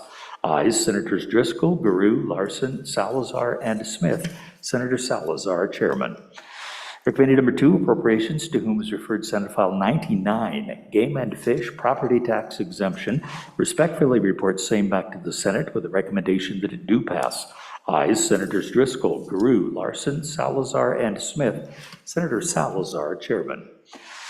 Committee number 7, Corporations, Elections, and Political Subdivisions, to whom is referred Senate File 51, Wyoming Telecommunications Act revisions, respectfully report same back to the Senate with a recommendation that it do pass amended. Ayes, Senators Boner, Case, Dockstader, and Landon. Excused, Senator Steinmetz. Senator Case, Chairman. Committee number 2, Appropriations, to whom is referred Senate File 34, School Finance Routine and Major Maintenance Calculations, respectfully report same back to the Senate with a recommendation that it do pass amended. Ayes, Senators Driscoll, Guru, Larson, Salazar, and Smith. Senator Salazar, Chairman. Thank you, Mr. Vice President. Senate File 51, Telecommunications Act amendments that was just read in, does have an appropriations, and there was an amendment dealing with the appropriation in committee, and so we'd like that to be re-referred to appropriations, sir. So that re-referral will go to committee number 2, Appropriations, without absent objection. Madam Majority Leader.